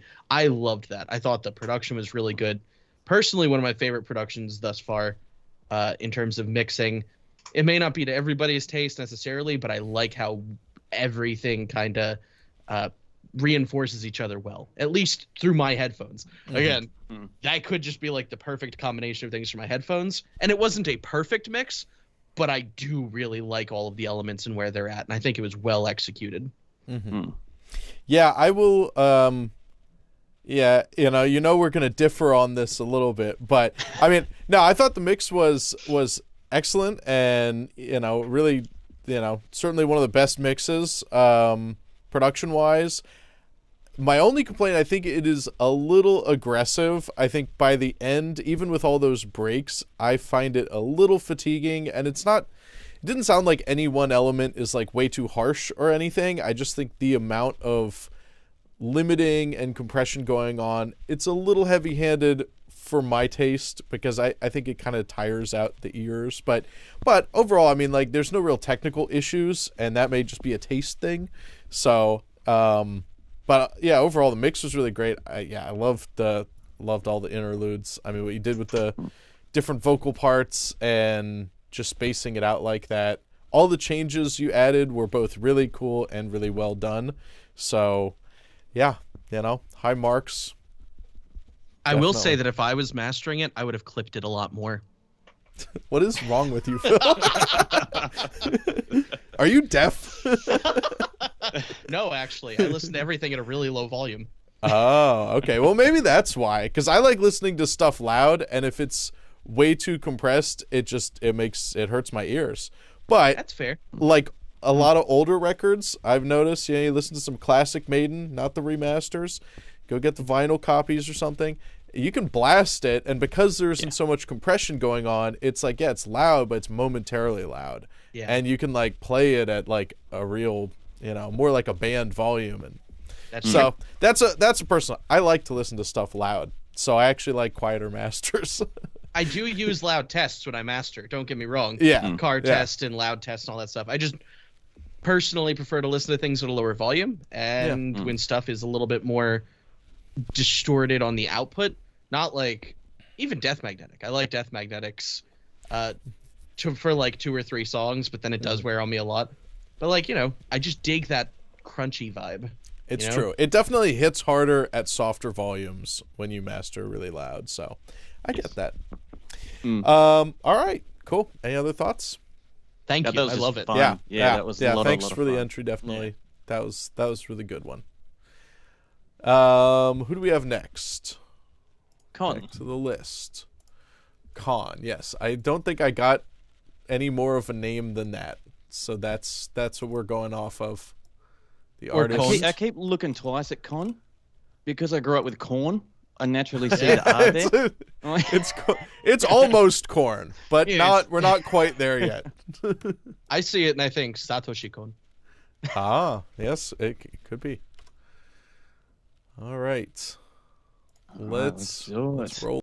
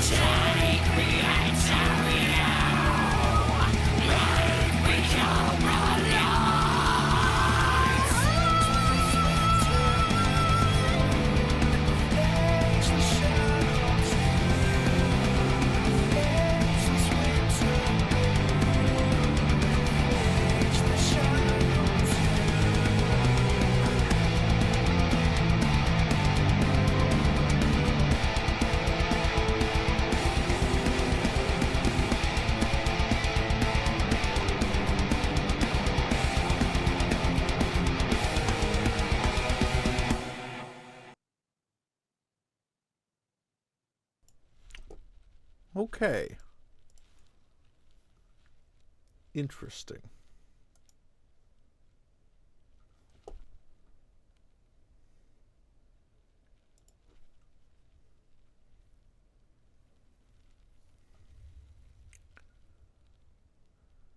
Curious. So I actually do like that ending. I love it when they end it with a hard stop. Something about that just gives me a good feeling. Yeah, I had a few notes on that one. Yeah. So firstly, with the positive note for Con, I really like the guitar vibes. I like the grit that the guitars had in them. I think they were nice and raw and had a really sharp edge to them, which I really liked. That was cool. It was cool. I had a little bit of trouble with the vocals, actually. I thought they were too dry and too high in the mix. And I think they were a little bit too harsh for my liking when I was listening to it. Not that your vocals are bad, Phil, but in the mix, they're just a little bit too much on top and not like meshed in beautifully, if that makes sense. Yeah. I think my exact note on that particular point was holy vocals, loud vocal. At least you can understand what I'm saying in the rap part, LOL. Yes, the rap part was very loud. There was also one of the vocals, just I don't know if one of the harmonies or what, but in a few parts there was a very loud vocal only on the left side with a lot of reverb, and I don't know why. It might have been cool if it was stereo or if it was panning back and forth, but it was just like only on the left side, and I'm like, was that a mistake or was that? Because I don't know, I don't understand the intention behind it. If there was one, beats me. Yeah. I don't think that was it didn't add anything to me.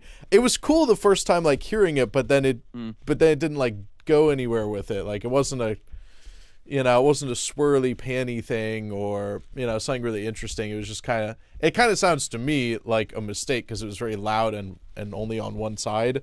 It was almost like maybe that wasn't in the vocal bus or something. No idea. It did actually make me think of more cinematically mixed stuff in the sense that it was a little bit more regressed. It was more pushed back. There was more of a mid-scoop, so I could see dialogue being done over parts of it. And I'd also, with that weird stereo effect stuff, made me think of like somebody mixing for Dolby like 5.1 or like 7.2 or something. Because like it did have that almost out of pocket, like if I was listening on 7 speakers around me, some of that probably would have made more sense. But it almost felt a little bit too cinematically mixed for me without the cinematic elements necessarily added to make it feel like the cinematic version, if that makes sense. Like, yeah. Also, did anyone pick up on the fact that it was definitely slowed down? Yes. Yeah. Straight up the bat, like, slower, yeah. And again, I don't know if that was a matter of importing the tracks and they didn't, because I know Lee, you mentioned having because I had issues with it when I first attempted to and import were they slower or faster or what? Slower. Okay, so I wonder if A that lot was again slower. a technical issue because it was definitely felt slow, but I'm also like, well, why? I don't think it added anything in this case, and it was not so slow as to seem fully intentional. So yeah, I kind of chalked that up as maybe a technical issue, maybe a sample rate mismatch in certain DAWs. Yeah, 'cause that's happened in mine because we were in 44 compared to 48, and that was that was the big thing that I bounced these at 48, and normally I think it should be fine. No one else complained, and none of the other mixes seemed to have that problem. But Lee did have a similar I yelled out for problem. help So for both of you too. I know, "Hey, yeah. It's not working." So yeah, I feel bad if anyone was struggling because I only put it in one sample rate, but nobody asked for another sample rate, so that's on you. I do think that the biggest thing that stood out to me was just the vocals were too loud, and it made me more obvious that it was 8% slower. So I was like, Yeah. because that also affects pitch as well if you slow something down by 8%.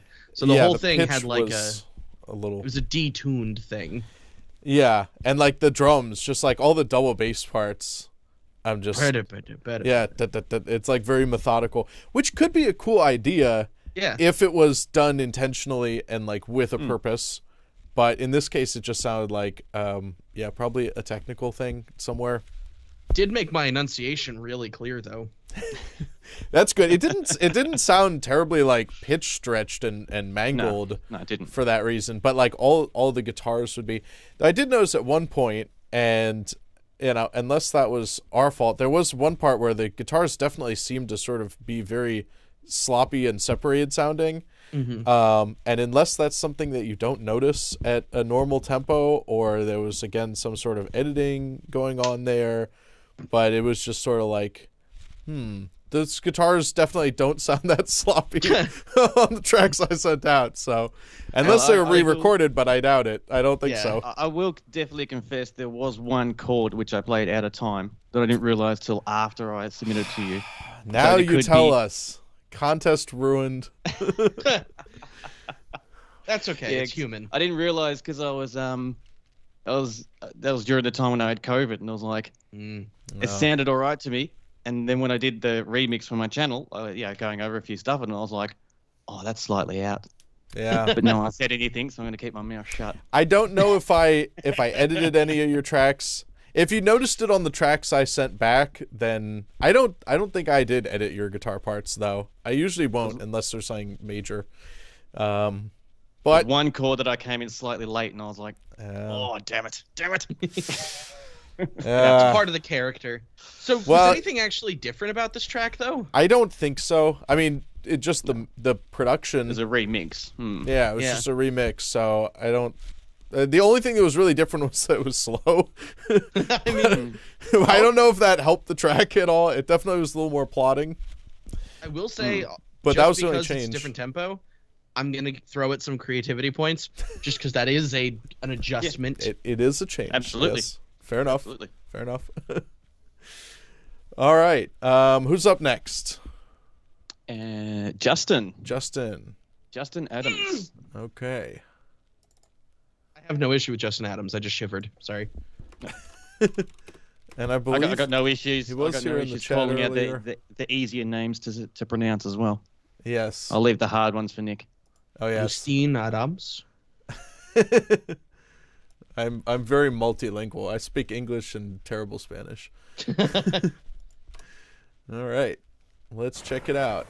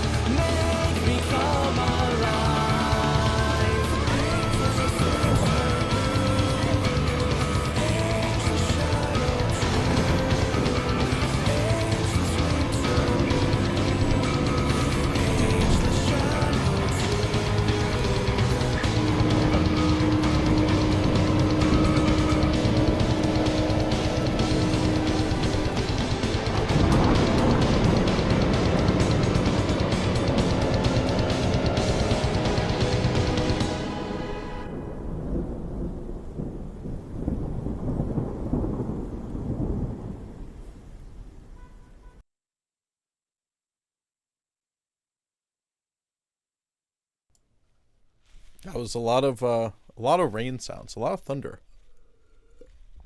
A thunderous entry, I would say. And I would agree with you. Yeah. Yeah. I think I don't think anything was really, I mean, there was definitely stuff added in terms of sound effects. I don't think the song was rearranged at all. I didn't notice anything. Not that I could recall. Look, yeah, noticed. I didn't notice that at all, no. Yeah. But there was definitely some cool rainstorm sounds. I liked that. I think, again, I'm noticing a theme here. Oftentimes, people spend a lot of time working on the intro, and it sounds really awesome. And then when the band comes in, it's a bit of a letdown. That defeats the purpose of an intro. But, you know, it's like, it is... But I liked the intro a lot. I mean, like, there's cool sound effects, and there was some new atmosphere and stuff. But I think the mixing in terms of the band just, you know, kind of let that down. And the intro also seemed, and a lot of the sound effects throughout seemed way louder than the actual band, which doesn't entirely make sense. I mean, I guess thunder is louder than electric guitar, but you know, yeah. But the mix was very orchestral. You know, you really brought out all the strings. It sounded like you just muted the organ and really brought out a lot of the strings, which was cool. And you know, there is in the original, there's like strings and horns and reeds and organ and choir and all that. So you definitely went with the strings and some of the horns, and it sounded nice. I liked the kind of orchestral mix, though the guitars were, I thought, way too distant. It kind of fits with the orchestral vibe a bit, but the guitars were like kind of buried. And the vocals also, I thought, were too dry for how otherwise kind of wet and rainy this mix was. I think the vocals could use a little extra reverb to fit the mix better, because you do have a kind of big orchestral sound. And the kick drum also, I thought, sounded very little. It was a little clicky thing that was kind of very buried. I didn't really feel any kicks. Yeah, that's all my thoughts. You know what's funny? You say that the execution category is kind of the wild card, but I think I'm the wild card, because quite frankly, a lot of what you mentioned are things that I thought elevated this particular thing. All right. In an interesting way to me. Now, bear in mind, this is all recontextualized now. This feels like an audio drama with a metal song in it. So to me, this feels like you turn on the radio, down to the somewhat lo-fi nature of everything. I actually love the snare, and I thought the kick sat pretty well in context for what it was around all the other stuff, because everything else is dark. And that little kind of gave it like a almost like a There's a bright creaking kick. knocking. Yeah, it almost give it like a creaking knocking thing. But and I will say I did love that snare. Love that snare. But unintentionally, I don't want to insult the person who did it, but it feels audio drama, lo-fi, tape, blackened. I loved the recessed use of the guitars to create texture. I loved the use of all the thunder. The first thing I wrote down was thunder with like 5 exclamation marks. It's a lot of thunder. But in context of it being recontextualized as more of an audio drama with strings and scoring and wide sounds and all that, having a very dry vocal sit on top is the radio du jour sound that people go for in an audio drama. And I thought that made it feel like a different thing. Like it was actually telling a story, especially as blackened as the rest of that mix is. I kind of really dug it. I felt like I would listen to this on a tape recorder that I found on a forest, to be completely honest with you. And I'd put it in my car and it would start raining outside. Like, what we need is for you to do like a spoken word. Get your SM7, do a spoken word like "Welcome to NPR," and just do the lyrics as a spoken word, and then it would be perfect. That would be great. I do agree. Like if I'd had a version of this all, like if I'd given you guys 17 tracks and one of them was just like "and suffer none the plight, thank you everybody," I'd be like, That would have been amazing. I wish I'd thought of that in advance, but this is the first time I heard something like that. Yeah, I think I'm sitting in between both of you in regards to my thoughts on it. Like the drums, for the intro, they've suited really well. I thought they were great for the intro, but they did need to step up, I felt, once the band fully kicked in. Musically, though, once everything was rocking, it really reminded me of like Septic Flesh or some of Nightwish or Within Temptation, where the strings are more where guitars normally fit, and the guitars are normally where the strings fit. So I felt like they just did a swap, like those bands do. Yeah. Which took about 30 seconds into the song for me to really feel that warmth and digest it, to go, all right, cool, this is where it's all laying now. So had a very Sumerian Demons vibe to me from Septic Flesh. Absolutely. So it was well done, but just understanding that, and if that was a mixing purpose, awesome. I think that's really you achieved that type of approach if that's how you're attacking it. Definitely. No, the thunder was cool. I like the thunder touch though, and all the different ranges, and bringing them in as well, and help emphasize different guitar parts and change the sections. I thought was very effective. I thought that was really cool. I'm a big fan of that. All right. Well, it's good we have all different opinions. I will say I wasn't a big fan of the snare. I didn't think it sounded terrible, but I think for in a metal context, I thought it needed to be more snappy, you know? And I wrote that down, so I'm not just commenting on your comments. You're just trying to hurt my feelings. I get it. No. I think in like jazz, it could be really cool. It sounded like a nice warm kind of tone, but I just thought it sounded like the snares are like barely on, or it was like a top mic only with no bottom mic.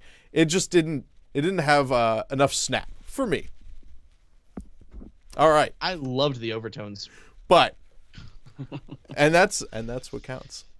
That's why we got 3 judges. A cool entry. Yeah. All right. Who's up next? Next is Brett. Brett Grace. Brett. Okay. And I think he unfortunately had to clock out. He was too tired. So he'll probably be watching this tomorrow, in which case, hi, Brett. Thanks for your entry. And let's give it a listen. Let's go for it.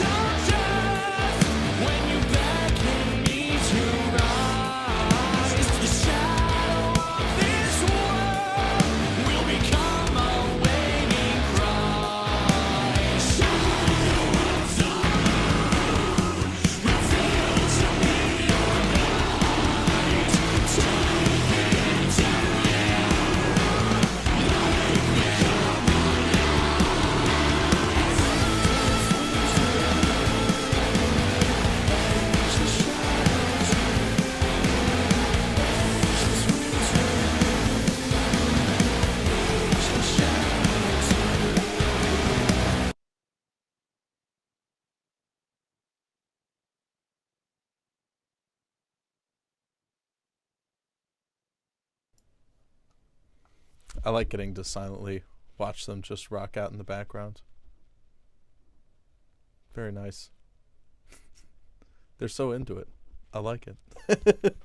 That was very cool, Brett. Very cool. I dig it a lot. Wow. Wow. Right? That was cool. That was an Argent Metal submission, and I don't know why I didn't expect one of those. It's not the only doesn't one. play Doom, I don't know what then. I just don't know. Right? Yeah. I wonder, you know. Yeah. Are you friends with Joe? Did he bring you into this? Yeah, that was very cool. And like the new, I mean, the guitar parts were all new. They were clearly MIDI guitars. And I could have stood for a better guitar tone, but I kind of not a big fan of MIDI guitars, but in this case, it definitely gave it that video game feel. It definitely enhanced the Argent energy. And there's no way he could have gotten that low end extension without like a 9-string guitar. So No. I don't begrudge the MIDI. No. I do think the tone thing is on point though. That was the one thing I was thinking every time it dropped. I was like, this could serve to have a little bit more like upper mid-range presence, like a little bit more of that chow. Yeah, it was kind of too clean and almost. It was. Yeah, it reminded me of like old MIDI units where like the distortion is baked into each guitar note. Yeah. Rather than like a clean MIDI that you run through an amp sim or something, which is more likely how it was done.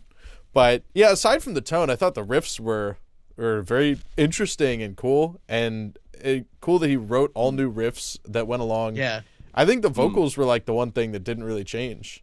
Seemed like, well, I mean, you're right. The vocal arrangement was pretty much the song, but then there's all new riffs, new drums, and yeah.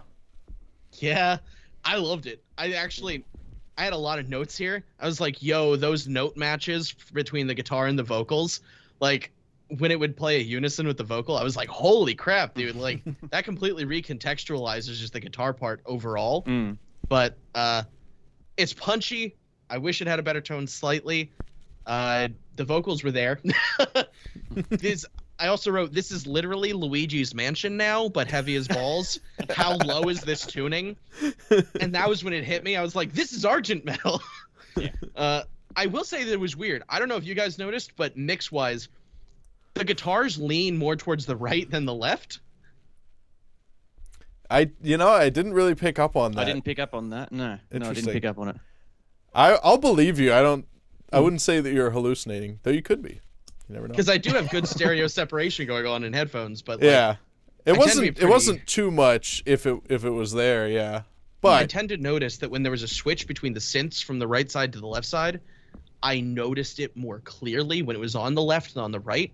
So I'm wondering if there was a separation between the tones on the left and the right, like Amplitude 5, for example, where you have to have two tone trains.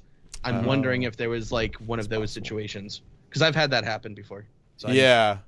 I also on the guitar tone, I don't know if there was. It sounded like there was probably a centered bass track, though the guitars are already so low. But I wish there was more oomph, more bass low end in the guitars, just overall. And like there was a lot of sound effects that were like super bassy. But then in the regular groove parts, it felt like there wasn't enough bass, which maybe leaves room for those sound effects to hit harder. But I think it could have met in the middle and made more bass overall, and then just still keep the sound effects a little louder if you want that. The only other thing I can think of is arrangement-wise. There were times when it kind of felt like the rhythm got lost a little bit, especially before transitions. When you were playing the drums, there was a very clear distinction. There were fills going into things really cleanly, so you felt the shift in the progression of the song. But I didn't feel like there was necessarily as much progressional shift in transitions here. So the weirdest part is the transition into the clean choir boy stuff, which is really what made it clear to me.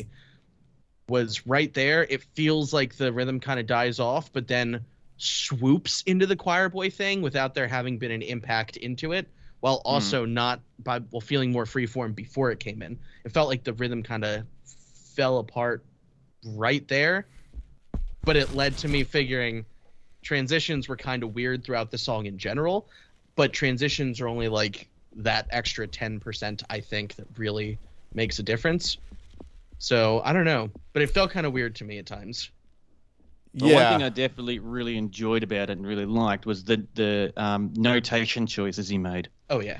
So having that real gent feel, that was spot on, like spot on. And the snappiness, as you said, MIDI guitars, it's not hard to do snappiness, but the snappiness fitted in really, really well. Mm-hmm. Oh yeah. I thought that was really well recomposed for those sections. The drums were cool too. I mean, they were very simple, but it is interesting. And since like really the only thing that's totally from the original is kind of the vocals and therefore some of the melodies, but having just like a straight groove on the drums with the guitars playing off of that and the vocals doing their thing, it was cool. It's definitely very funky, you know. Got everyone bobbing their heads, so Now that enjoy was that. exciting Yeah, to listen to. It was definitely exciting. yeah. Also, I loved all of it. The sound effects were really nicely done. Definitely big Argent vibes there. Oh yeah. You know, total. You know, right away, right from the intro. So you set that up well, and those sound ripped straight out of Doom. So I want Yeah. his stems. I like it. Right? Yeah. We're gonna have the second contest is gonna be remixing the remixes. That was sick though. Really good Yeah. job. Yeah. I loved it. Good Yeah, job. and I think you're Cool right, stuff. Nick, when you said about the intro. The intro came in, and you didn't fail to deliver what you're setting up. Yeah. Straight off the bat, it was like, here we are, and we're going there. And it was Yeah. just... Yeah. All right. Really. Yeah. Real good I job. wonder if he's also in the Argent Metal Discord that like me and Joe are in. I mean, he must be, right? He has to be, because there's no way he makes stuff like that and he's not there. I know. That's what I said. But who knows? If you're not, join the Argent Metal Discord. It's a cool place. And I gotta get my button there, because I'm not yeah. there yet. Yeah. I got it. If you like Mick Gordon, come on over. I do. I mean, who doesn't? Who doesn't? We all know he's the best metal musician, and he's not even a metal musician. So there's that. All That's how right. it goes. Next up is Chris Kenrick. We're on the last 3 now. Oh yeah, that's true. Here we go. Are they going to be the best 3, the worst 3, or neither? Something in between. Most likely. All right.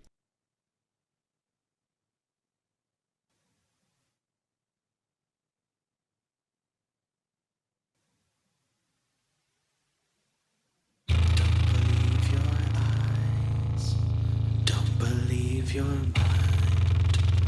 Don't believe your eyes. Eclipse within your mind.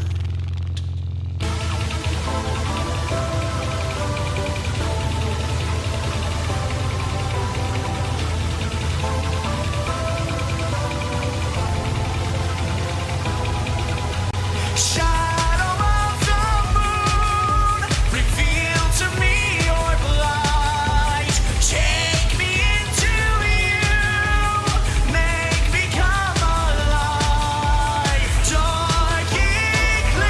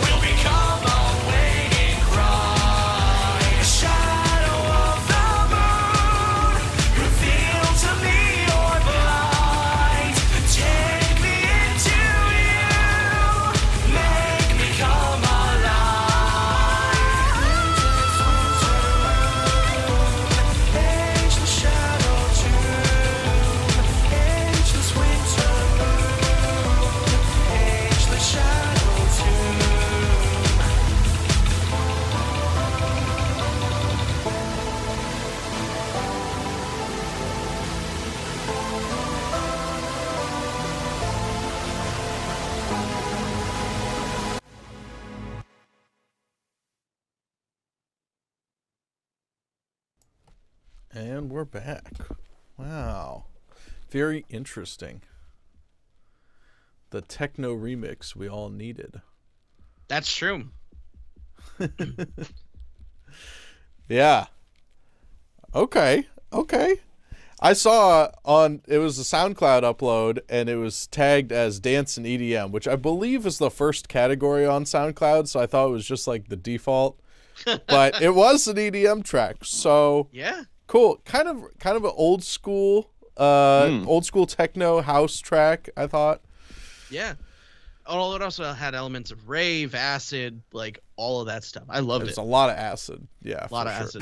acid. Well, I mean, especially it starts with a literal acid bass just going like, Yeah. yeah. I'm like, oh yeah. The gurgles. I knew it was gonna be fun there.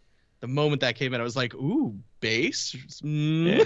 I think the one thing I appreciated most of the song was the actual bass, because it was so boomy. It had its own pulse to it, and it kind of created its own rhythm push with everything else that was going on, with all the other loops and effects happening.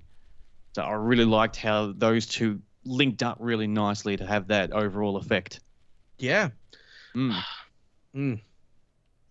I would say I think there was like it's very bass heavy, which it's kind of the genre.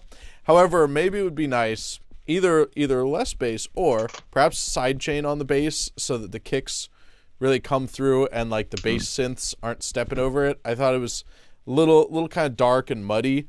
And for a banger like this, I want it to bang. So that would be my main my desire would be that this slams even harder. Because I like what you're doing. I like where it's going. Like a little more top end clarity on synths. Maybe hear the melody of the synths more would be nice. Also, you already did a lot changing the genre, but adding back in some of the guitar stems for some parts, maybe with some like glitchy effects, I think that could be cool. Give a little of that metal homage. And was that R2D2 at the end? I think it was. Not sure, but it was cool. Nonetheless, it was cool. Yeah. Overall, banging. Pretty banging. Yeah. I agree. I'm hypercritical about EDM stuff and like electronic music in general. So I just want to make sure that I can go on my little ranty tirade, just because this is something that I'm passionate about. We all really liked the track. I'll say love that. it. Yes, it was a great track. So be critical. But I'm going to be very critical here. Good. Because a lot of the aspects of the track that took me out of it were almost all arrangement based and not necessarily mix based. So while you mentioned that there could have been some adjustments to the mix to make it better, and I do agree, it wasn't the most amazing mix. It was a good mix, and especially for what it is, I accept it. But transitional variants, building of tension between sections, builds, drops, those things exist for a reason. That kind of post-production stuff is almost a necessity at this point. And like the transition to the bridge was great. The tonal shift that took place was very solid because almost everything dropped out except for the main synth line and the vocals, and then stuff got added back in. One thing that I would say is the verses need to be more distinct from the choruses because the beat didn't change much between the verses and the choruses, and the layers didn't change much between the verses and the choruses.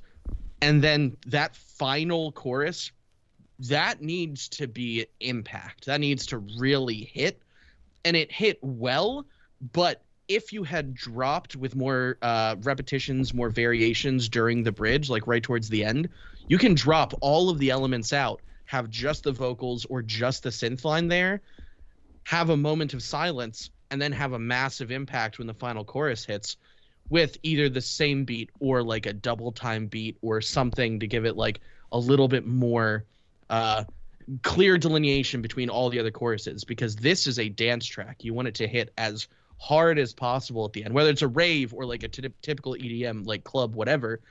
This is the part that hits the most. Give it more time to develop those transitions between sections because it's fast and upbeat and it's already got people's attention. Having more contrast between sections and parts, it's going to give people more to cling to and more replayability, if that makes sense. Because right now it's a very clear journey linearly, and when the chorus hits melodically, I'm like, oh, okay, it's the chorus now. But you really want to emphasize that with the arrangement and the structure of it. There should be a pre-chorus almost that you have to design around this kind of track so that the chorus hits harder every time and then hits the hardest the final time. I loved the outro. I thought the outro and the intro were perfect. And I loved the verse. But the verse bleeds into the chorus and then bleeds into the next verse. I just felt like there should be a little bit more separation there. Using a riser is a traditional trick that a lot of people do, and it works for a reason, but you can also do that with layers and elements and then stripping it all away and then going hard into the next part.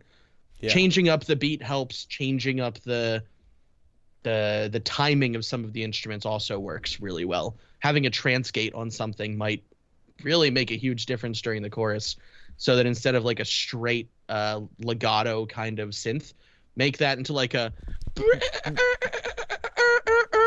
like that kind of thing, because it's great.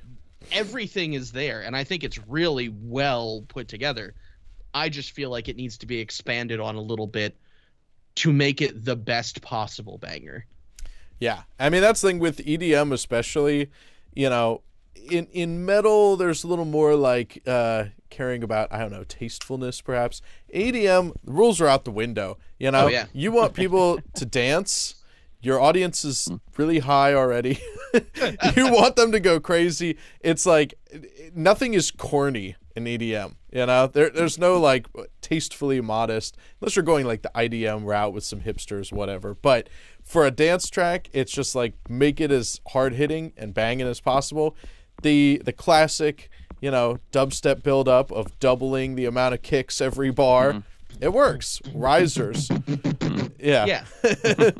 Definitely the sound effects. That is, it was a fun track. I thought it was a little on the dull side in terms of that production stuff, and it could be taken up a notch. And but that's EDM is all about that production and arrangement. Yeah. And I don't want anybody to be dissuaded from continuing. No, I hope that Chris actually continues to work on this, because I'd love to hear like a V2 where he just gives himself more time in the track to explore changes, and maybe he does a tempo change, maybe he does like a switch up, like a triplet flow kind of thing. Like anything's possible at different sections, because you don't have to stick to just what we did. You can add things in between parts. Oh yeah. And just have fun. Make it your thing. Yeah. All right, Phil, I'm curious to get your opinion on one thing of the song.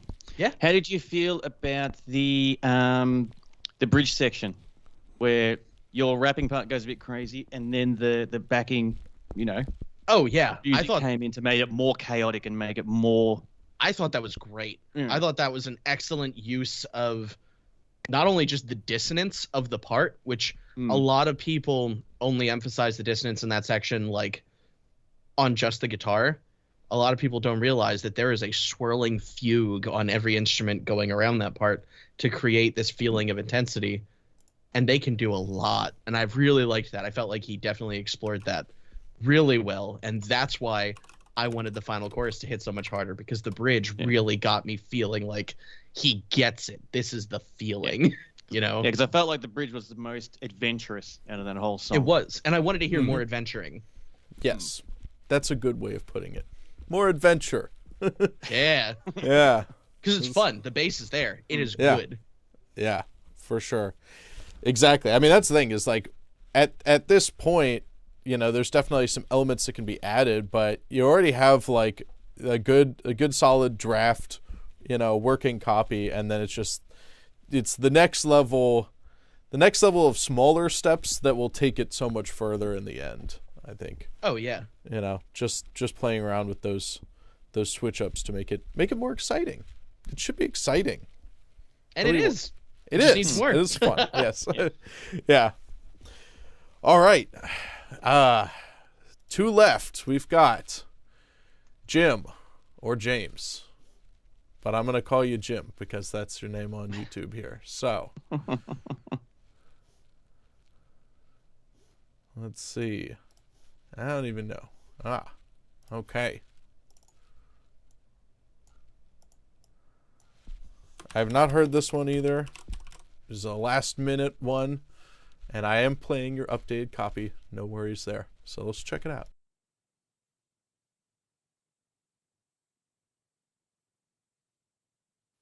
Don't believe your eyes. Don't believe your mind. Don't believe your eyes. Eclipse within your mind.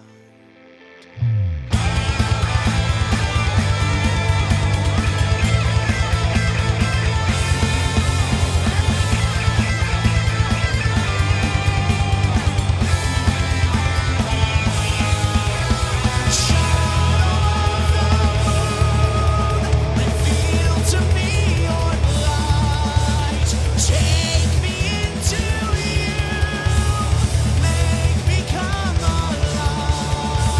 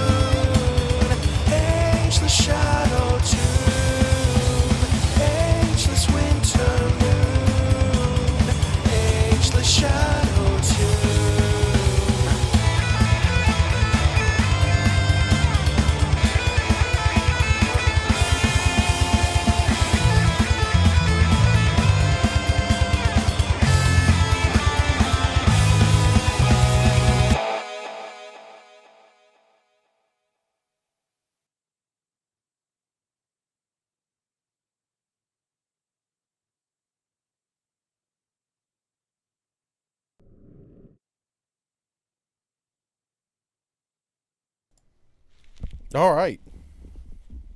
Interesting. Cool little guitar solos. Interesting. I think that the lead tone was one thing that was unusual. I'm not sure what exactly was going. There was something about it that was kind of weird in a not great way, but I'm not sure what it was. I don't know. Maybe it was the delays on it or something. I think it's a little. It was a little harsh, and there was just something that almost like phasey, something about it. But I liked, I liked the lead additions overall. Mm-hmm. Yeah, I'm wrapped that he put different type of leads as well. Didn't just repeat the same lick. Like yeah. Creative throughout all the different sections. Yeah.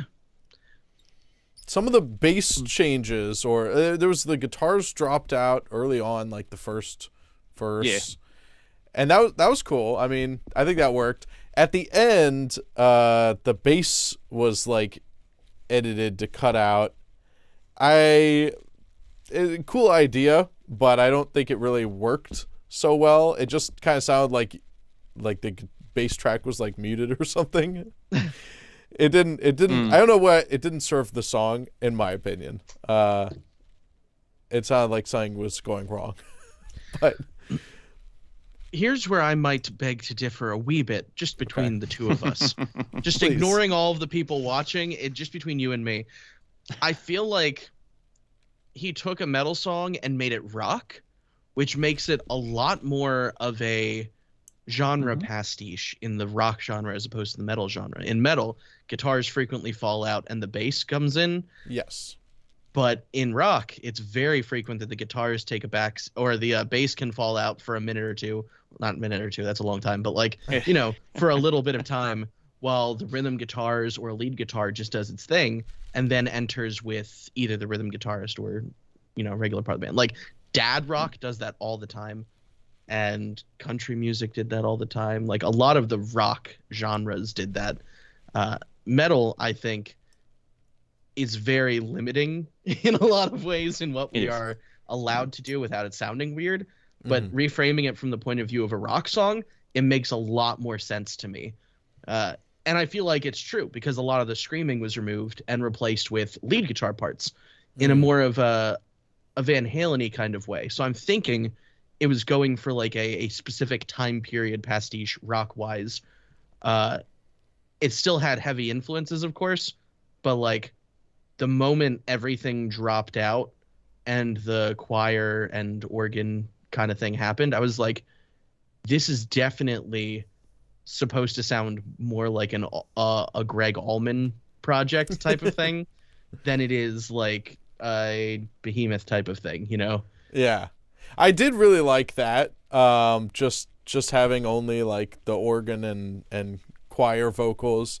I think that was really nice. That was maybe my favorite part, since it was different and it sounds good. And I mean, all you probably needed to do was cut out the other instruments, but nonetheless, it sounds nice. I thought the drums sounded best there too, personally. I thought they actually felt better there than elsewhere in the track, personally. Yeah, I'm not sure if you changed the drum sounds or not. It kind of sounds like the original tracks, but it's a little hard to tell. I think the parts were definitely the same.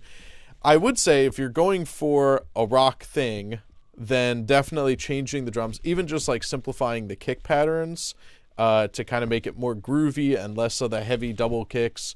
Because especially like that part at the end, if the bass is cutting out, but there's like a lot of double kicks, it has to sound very intentional if you're going to do that. And so, but with a simpler kick pattern, you can get away with like a simpler groovy bass pattern with less kicks. It makes sense in that context. So I think if you want to go in a rock direction, awesome. But probably the drums are going to be a little too metal on this track for that. So maybe changing up the drums. And I also think, I liked that you add all the leads. I would like to hear more of that. There was like one kind of longer solo, but every time I felt like the leads were short and I'd kind of like more. I mean, especially if that's the main thing you're bringing to the track, then definitely, you know, do more leads, because that really, you know, changes up the song and it's more creative, more interesting to us. So we're not listening to the same song we've already heard 100 times, which is fine. I mean, but it's a good song, but like when the dive bomb came in, for example, that one time, I was like, cool. Oh, that's a sick dive bomb. I really want to hear what this leads into. But then it was just me, you know? Like I heard my voice come in and I was like, oh, okay. And that's usually not how I want to respond to my voice being heard. But like I wanted to hear my voice dueling with a lead guitar, or like even just the main melody being played on the lead. I feel like that would have been a good use of that tone specifically because it is thinner. It could have slotted well behind the lead vocal, and it would have just added more space, especially since a lot of the orchestral elements were actually pulled back a lot. Like this was a very rock-focused mix in that it was very drums, bass, guitar, and then the leads came in and it pulled a lot of things out. I think that that's better arranged for rock with that style in mind, but like I want more lead guitar. I want it to be the main element because that guitar is your expression of the creativity and the imagining of this. I do want the tone to be a little bit smoother, nicer. Yeah. I actually liked the delay part of it, but I thought the delay did emphasize the parts of it that were a little wiry, a little bit almost like line 6-ish in a sense. Yeah, definitely. Like that's the vibe. And I also wanted more crunch on the rhythm guitars in the bridge, because in the bridge I could tell that he did those rhythm guitars because he had to reharm everything because he changed the chord structure there. His tones on the rhythm guitar parts during the bridge, where it was more like open chord, they were too clean. Like I wanted more crunch compared to the rest of the song where they were really well supported, which I think were still the original DIs. His parts that he added for that section just felt too clean, too buried. If you had more crunch, a little bit more of that Marshall-y, like Edge of Breakup tone, I feel like it could have really warmed things up and had more of the impact of like a Grand Funk Railroad as opposed to like a Doobie Brothers, if that makes sense. Yeah, and I don't think anyone's taken this song and sort of like covered it, like redone the guitars in a different style, redone the drums. I mean, there's been some different drum arrangements for sure, but that would be cool to see. And like, doing more like a rock version. I think the vocals can work with that, especially the clean stuff. But it would kind of need all new drums and guitars at least. Yeah, and fully commit. You're doing the leads. Do them everywhere. Yeah. Even if you really feel like lean it's in on too them. much, Yep. lean into it. Yeah. This is your style. Yeah. Yeah, because the leads were definitely the positive standout for this. But Absolutely. yeah, I think I agree with both of you where the volume of the rhythm guitars were just too inconsistent throughout the whole song. And there was a weird vocal automation glitch at the end. The buses, I could hear the vocal bus as a whole coming up for the quiet part, but I was still going, ah! You know? It's just getting all the way. Yes, it was like, I was like, whoa. I was like, that's too much. Yeah. Ooh. And that's me. I did them. But I did like the song overall, and I do like the rock feeling. Like I wanted it to be more rock. I feel like if you were to do a V2, absolutely lean into the changing of the drum beats, give us more leads, and focus on really making those tones overall the kind of crunch that you want. Because the inconsistency in tone is something that I didn't notice until the very end, but it's there. Yeah. Yeah, just really lean in on those lead chops. Just don't hold back. Yeah. Go crazy. Because you're good. Yeah. But also definitely I think the tone, it doesn't have to be anything fancy, but even just, plenty of basic amp sims with a delay on it. I don't mind the delay, but there's just something, it did kind of sound like either like an old line 6 amp or like a Zoom, one of those Zoom multi-effects units, something like that. So not my favorite tone wise, but that's an easy thing to fix and you can do it for free. And if you're using, I know that Jim happens to have my old Grind Machine 2 Hidden Gems pack. The secret to those is actually rolling back and dialing back on the treble and the presence a little bit, because they're already as bright as I ever wanted them to be when they're profiled. Like, these are amps that I've modded. So if you're using those as your lead tones, they have bright tubes in them. They're really clean and punchy, and like, just, I profiled them the moment I got the tubes then. So, and because I think it was it Viper that was really good for leads. Yeah. The grind machine, I think the Viper one really stood out for me when I used to use that. it did. Mm. And there was a lot of that stuff on GM2, but a lot of it, if you roll back the treble, it's got a really clean mid and bass. So like, you can use that more as like a standout lead element as opposed to just a really bright thing. Yeah. That would fix the mix up a lot for me as well. Mix wise, it's really good, but the lead elements are kind of weird. I'm often like totally doing a big like high pass, low pass, focusing in on like, you know, the 500 to 2K range, you know, and then sort of brightening it up as needed, but really focusing in on the mid range of the leads so that they're not too harsh, because I want them to be loud and articulate. But those mids will jump out if the rhythm guitars are kind of scooped. So, leads don't need to have a ton of treble. They take just a touch, the right amount. Yeah. And I like to crank the mids on most of my tones anyway. So, I don't know. Like, a lead guitar, I'd rather be cutting with EQ after the fact and just have a really beefy lead tone going in. Because there's just something about that feels better and reacts better to compression anyway. Yeah. So when the tone itself is really beefy and punchy, you get a lot of that more analog tubey vibe. And then if you roll off highs or mids and post, at least they still existed at the time. For and sure, they moved that's to the cab IR. Yeah, no, that's a post EQ thing, not on the amp. The amp settings, I don't know. Amp EQ doesn't matter that much. Yeah.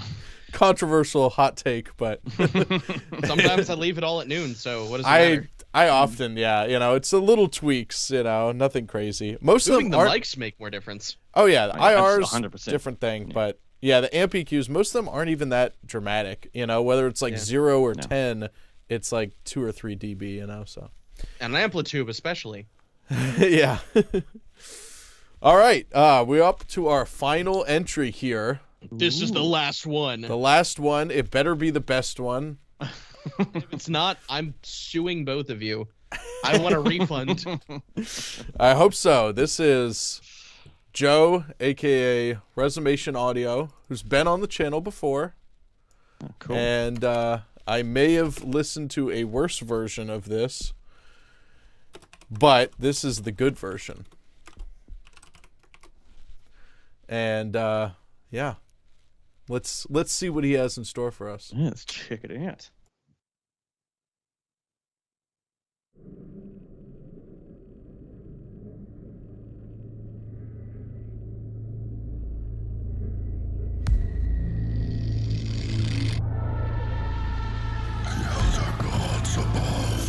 Consort with ancient beasts below, as the dimming corpse of heaven's light lies extinguished.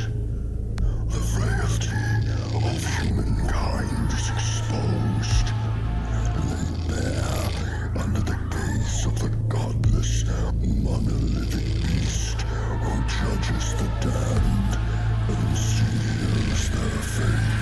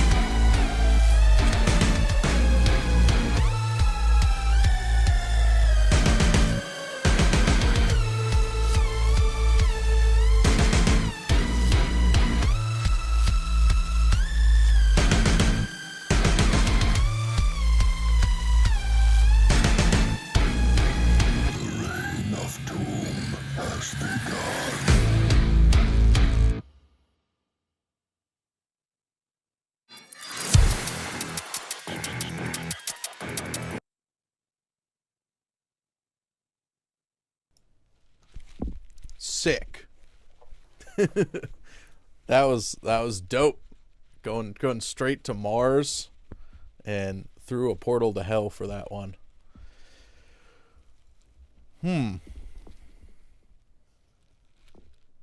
Very cool. Very cool indeed. That was dope. Another Doom one. Another Doom one. Very, very Mick Gordon, very Argenty, and I love it. It's not Very easy cool. to do that style so well.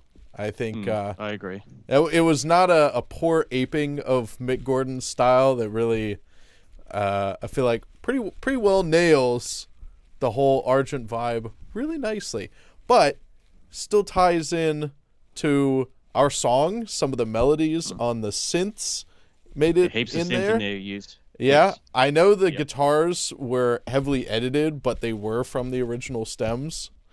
Really? And also, yeah, they were. Wow. I'm very impressed with that because I Very, thought they very were heavily edited, but they're Yeah. not original. They're from our wow. stems, yeah. I And naturally thought they were just redone. they sound like it. I mean, the riffs are new. He made new riffs, but they're basically sampled out of the stems we have, which is really cool, and I know took a lot of time. Also, the lyrics. I had listened to one version of this a while ago, but listening closer to the lyrics, you took the lyrics and you reinterpreted them for your whole spoken word monologue, but you kept the kind of story of the lyrics, and I thought that's really awesome, you know? Yeah. It's not just some random like Doom style stuff. It is actually ties back into our lyrics. I liked that a lot. Yeah. I That will was say, a great journey. yeah, that guitar resampling thing actually does explain a lot about things that I heard with the tone. Because I was like, something about this almost sounds pitch shifted, but like Some of it is. some of it is. I bet. That would make sense. Yeah. 100% sliced in Slice X from the original DI, he says. Ooh. Yeah.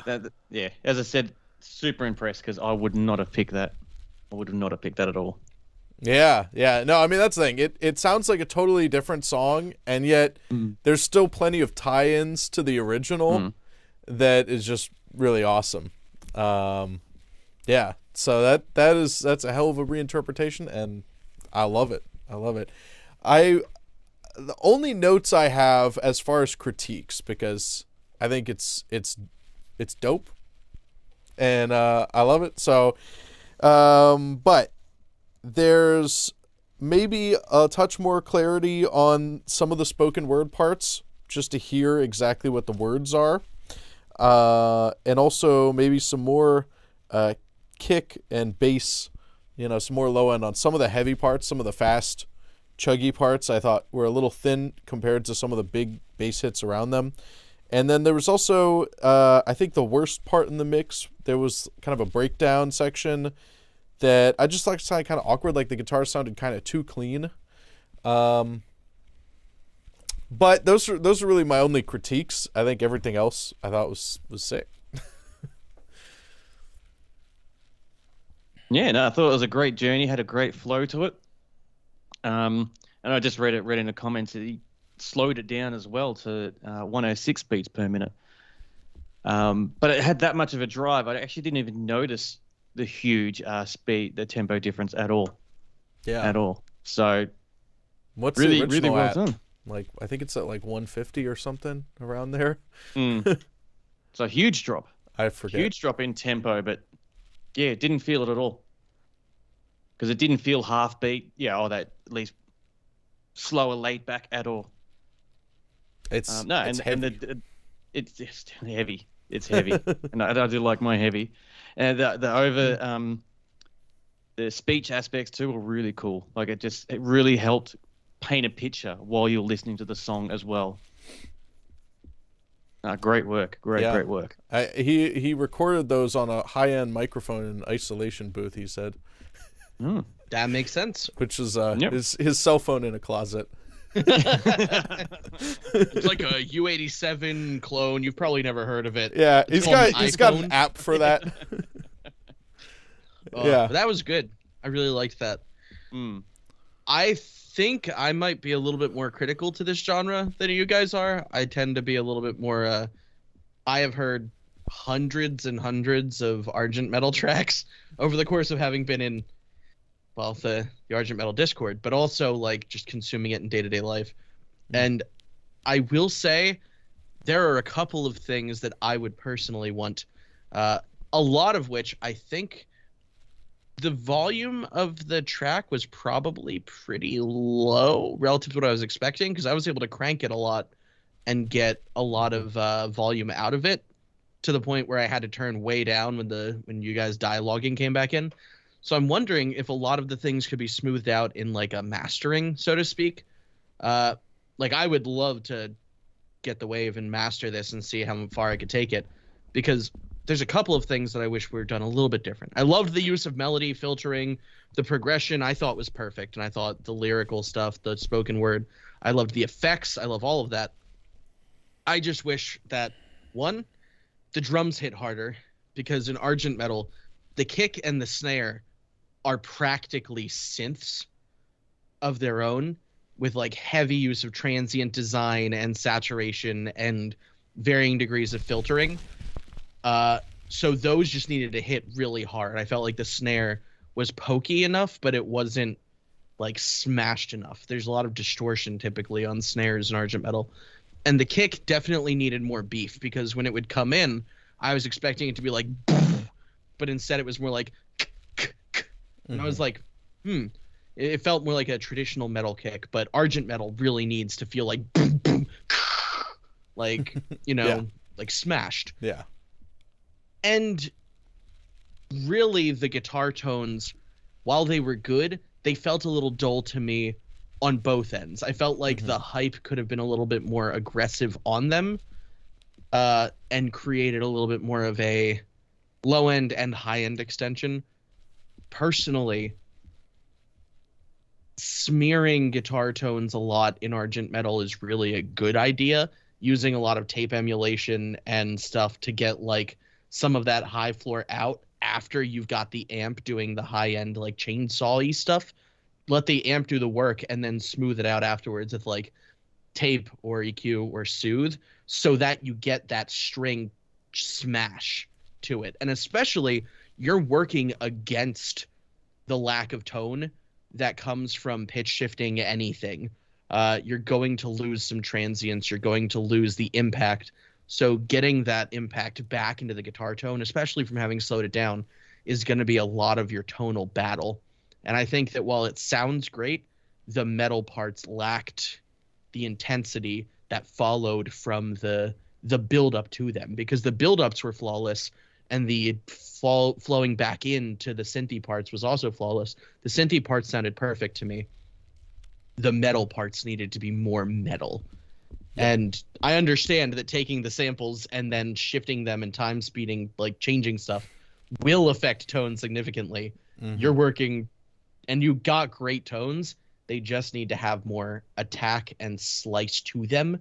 And the bass needs to really reinforce them in that low end with a lot of growl, because that's how you get that Argent Metal jung jung feel of like everything punching you at once before it breathes.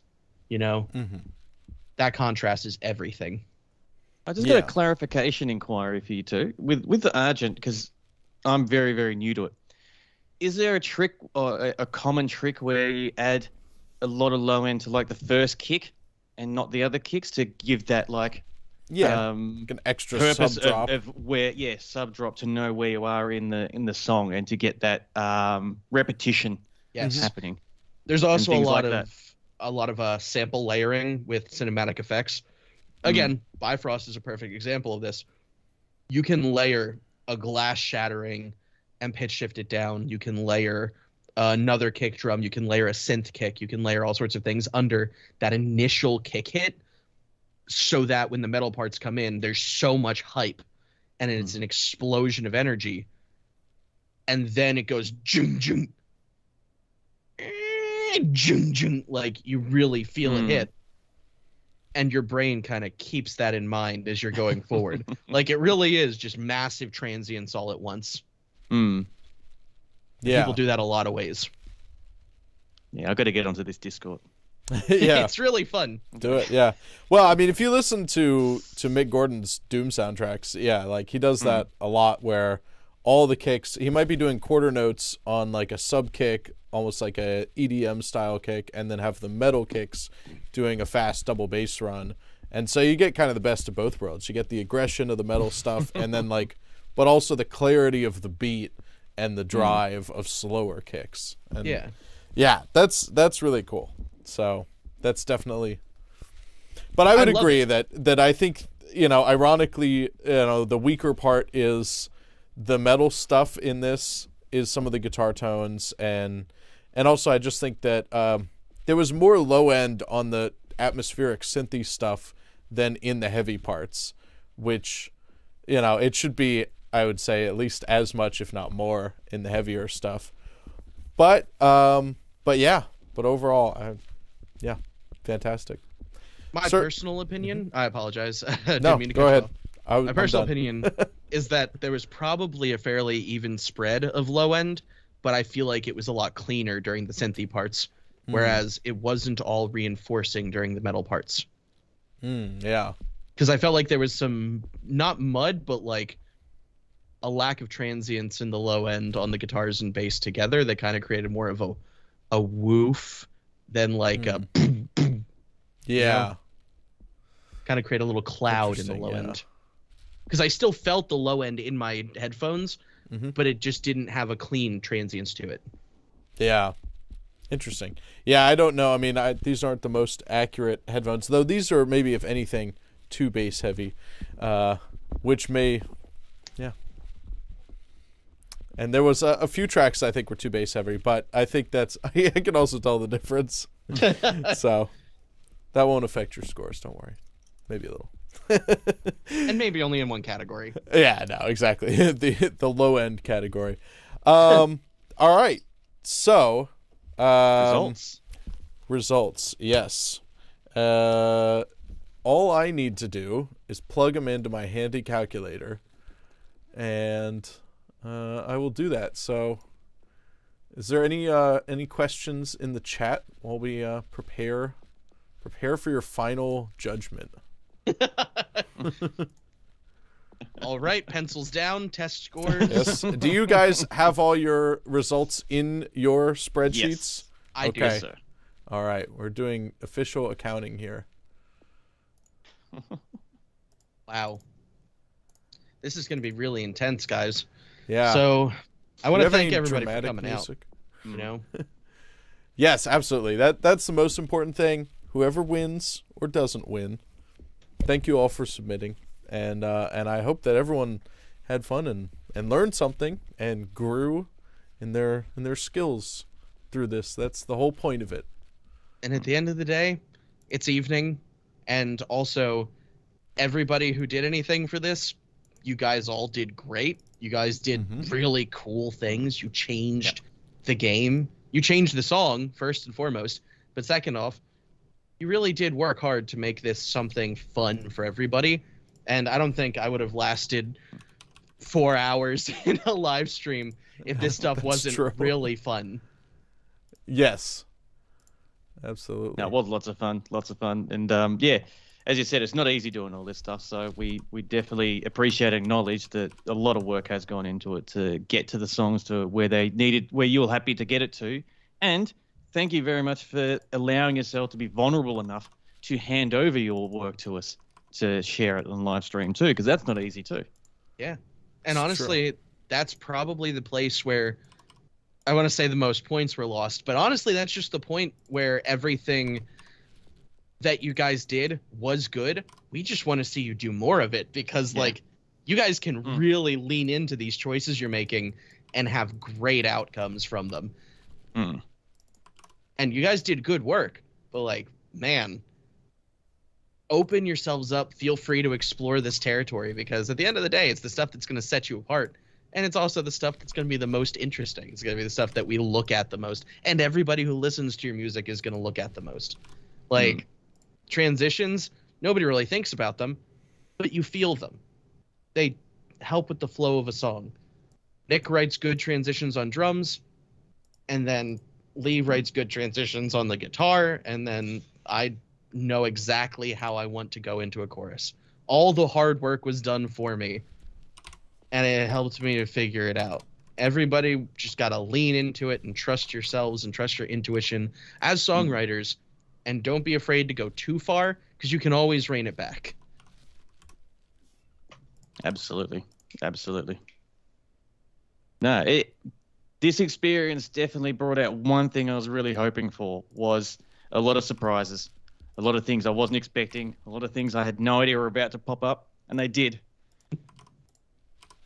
And, you know, we had that little, I don't know how it is for the people watching it live or even watching the playback, because feeling myself, will out of time with what you were listening to compared to what when we were hearing it. Yeah. So we're bopping, we're accentuating on different parts of the songs. We're in sync with each other, but Yeah. with everyone else, no. Which ultimately, that's also kind of how it is at live shows sometimes, especially the people all the way in the back of the crowd. Sometimes they're too far from stage, and you know what? We'd be in sync because we got in-ears, but like people out in the crowd, they might be like a minute away. Who knows? Oh, I'll tell you what it reminds me of, when some concerts have their sign language people. Yeah. And because there's a slight delay from when they're hearing it and expressing, so like, oh, they did a cool growl. How are they going to interpret that? Like, it's really cool. I've been to a couple of those, and I'm always like, man, they're doing their own thing, and there are people just there like, yeah. I'm like, it's a whole different extra layer of entertainment. I love it. I love when they have them there. And especially with metal, it makes so much sense. Well, I mean, in EDM too, but like with metal, it makes so much sense because like when you're there, half the times, I mean, when you're not wearing hearing protection, half the times you can't actually hear anything because everything's just like. But when you're hearing impaired, like you want to feel something when you go to a show, and with metal, there's a lot of like. And like the rhythms are so felt in the floor and the room that it's like there's something about it. I know we just had a whole competition where people were supposed to make our song either not metal or like something totally different, but there's something about metal that just gives me a good feeling. Yeah, when you're in a crowd and you're in the audience, and even during sound check, when you hear that chug on the guitar, but you feel it in your chest. Oh, yeah. It's like, oh, here we go. This is going to be a good night. Yeah, when I saw, wow, who was it? They had like I think they had it was just a little Victory amp. It was one of the bands that went on before Suffocation, at the show that I went to fairly recently, and I'll remember their name eventually. It was a Swedish word, so just give me time. But like, the guy walked up there in like t-shirt, jeans, and he was just like, picked up his guitar, turned up the volume, and just went jung, jung, jung. And I was like, oh, like everybody stopped in the pit. It was just like, whoa. It was so good. Yes. Like just that feeling. It's like a war call. This is interesting. We've got some numbers for you. So first, let me just see. I don't know if I can get a. You know, I will say I was curious how far apart our scores would be if some of us were going to be like way more harsh or way more generous. Overall, these are all within a couple points of each other. Ooh. Yeah. There are no ties. Okay. That's good. Yeah. So, without further ado, all right. So, third place. Let me just double check these numbers. Make sure I know. I want to have a Miss America moment. Okay, let's see. All right. Third place goes to Resomation Audio. Joe. Yeah. The last one. Cool. Congratulations. Yes. Congratulations. Yes. Oh. Big, so you're big round of saying applause. there's a chance. Woo! Oh, there's a chance. There's a chance. Yeah. Good job to Joe. Good job. Absolutely. And second place, as a big shocker, I know. Not exactly but a little shocking, I guess, is Andy, aka Synkrotron, Andy, yep. who does not think that he's good at this. Oh, no. We loved his ambient music. That was one of my highest scores, I think. I know. Track. It was one of all of our highest scores. So congrats, Andy, on second Yes, place. Congratulations. Very. Congratulations Awesome to work. Andy. You did it. Woo! You didn't believe in yourself, but we did. So who came first then? I was looking through the First- list quickly trying to predict it. Again, I don't know if this I don't is know. going to be shocking to anyone. And maybe we can blame Phil for this, but not really. Is Federico Yeah. Cozza. Federico. Yes. Very cool. Very Excellent. cool. Excellent job. Congratulations to Federico. Yes, for winning congratulations. first. Yeah, woo. This is such a sad round of applause with like 3 people. But big ups to all the winners. Y'all did great. And Wow. yeah, congratulations. Congratulations big very deal. much. Congratulations to everybody who entered. Yeah, Thank you for you're all of the winners. entries. But there are 3 actual winners, and they're going to get a lot of prizes. So Yeah. congrats to them. That is true. Enjoy them because there's some killer prizes there. Yeah. Yeah. Killer prizes that I would have been really excited to have if I was starting out again. Absolutely. And I will also say, as a very close fourth, only eked out by about 1 point over is Brett Grace. With the other Yeah. Argent track, you also scored very well. So, fortunately, there's no 4th place prize, but you get the honor of 4th place, and Good work. There's an also honorable mention. quite a bit higher than I think the rest of them. So those top 4 really pulled ahead of the pack, and Yeah. I'm glad to say that all of our judging seemed to be pretty much pretty right on track with each other, despite our differences in opinions. Our totals ended up coming out pretty close. So Yeah. fair contest, and congrats to everyone. Congratulations Yeah. to everyone. I wish I had I'm a glad we snare didn't- drum I'm here. glad we didn't talk about our voting that during it or Yeah. assessing Oh it. yeah. Yeah. No, definitely. We need to keep it a surprise. That way you have to watch the end of this whole long for our live stream. Well, we're Which- going to time it out, right? We're going to timestamp this. Oh yeah, I'll definitely Excellent. timestamp it. Yeah. Well, I wanted to give everyone, the chance to have feedback for Yeah. everyone, and there's 13 tracks, so it just takes time. But It does. I thought it was would good. take like 2 hours. We're about an hour over that, or an hour and a half. But hey, we had fun. Yep. I had fun. I hope everyone in the audience had fun. Well, it And, didn't feel like it. I don't feel like it dragged. no, I mean we were moving. We were trying to move quickly enough. And we were. Yeah. So yeah. I don't know. Is there any final thoughts? Phil is gonna reach out to the winners, and we'll Yeah. get you in touch for all the prizes. And I have a few codes for the wave tracing stuff that I will send out tonight. And yeah, we don't have any plaques or like medals for you guys. Sorry. I could actually. You know what? I'll make some special images. Post them on Digital Discord. plaques. Yeah, That is- exactly. Yeah, is your I'll specialty get for you sure. some special custom crab artwork. Don't worry, I got you. All right. Does everybody who won have a Discord is the question. Because if everybody has a Discord, then I can jump up in that boy. Definitely Joe and Andy Andy. are on Discord, and I'm not sure about Federico. If you are on Discord, throw that in the chat. And Yeah. and 'Cause I'm also sometimes gonna you may have a throw- different name. So Yeah. I'm going to throw my Discord in the chat. And winners, hit me up. Lol. yeah, I also have everyone's email. So we'll Oh, definitely. yeah. I have. Yeah, they all emailed them to. So yeah, so we definitely have everyone's contact info. That's not an issue.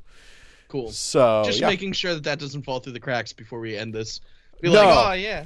No. Okay, I definitely have everyone's emails. So Good. yeah. Any other thoughts? Any other requests? I don't know. We could. I've got requests. I put out that survey for this year, and I got a few people saying they want to see more community roasts, contests, stuff like that. Roast. So yeah. So I may do maybe a semi-regular you know, like every couple months or something, collect a bunch of user, maybe just anything people want to submit, or any new songs that are unreleased or something.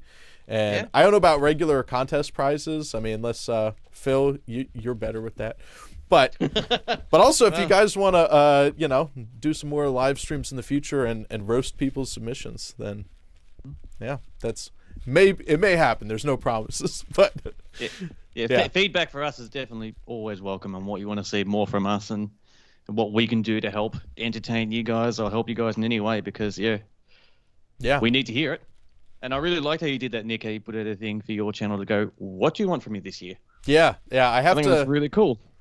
I'll post some of the results from that at some point. But it's been good. It's been giving me good feedback, so I like that. I think it's definitely a good idea. And then thank you to everyone who submitted. And if you haven't, you can check it out on my Discord or whatever, and you know, go fill out the survey. That helps me make better videos. Hey, my first friend request came in from the second place winner. Not naming any names, and we already know. Woo! Go ahead and put the kids to bed, Rizzo. You did a good job. All right, good job, Joe. And I hope everybody learned something today. Our opinions don't mean much, but wherever we can help, they mean something. Maybe. They mean something if we're the ones judging the contest. That's true, but outside the contest. I mean, everyone in the chat not only enjoyed themselves, but I hope not only in the chats, but watch later. Hopefully we get to see them as well. See them again. Yeah. And they do become regulars because, it was lots of fun hanging out with them today. Yeah, absolutely. So, all right.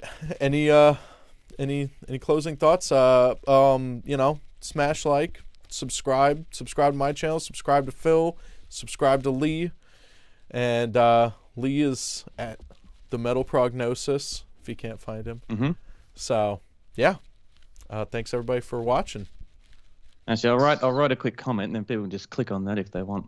Yeah. Oh, it's a good idea. All right. Well, any last words? I'm Phil Zio. All right. Thanks, Phil. Glad we know who you are finally. Oh, did I ever introduce myself? I mean, you have your name. It's on the screen. And I assume that anyone participating in the contest knows who you are. And you do have a YouTube channel that, you know, you never post to because you're so lazy, but that's okay. Well, I can't help it. I'm in the events industry. I know. We get busy. Yeah. It's okay. That's okay. You know what you should do is some live vlogs, you know? Well, they're not live, but, you know.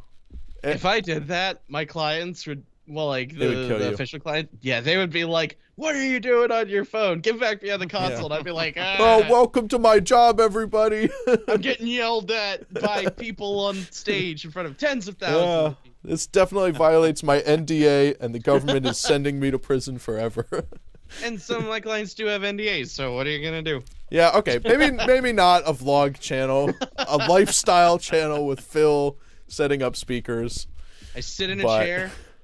And I eat snacks, and I mix food, and I drink energy drinks when I can afford it, and then I go out and I set up speakers. That's my lifestyle. Okay. How do you mix food? In a pot. Oh, okay. Or a blender? You could use a blender, but then it gets all pureed. I still have teeth, so I want to I think it's called stirring usually, but... I mean, curry. Yeah. Oh yeah, and thank you everybody for coming out. Yes. I think we're done streaming for the night, right? All right. Yes. I'm gonna end the stream. So good night, everybody. Thank you to everyone who submitted. Thank you to the winners for doing an extra good job.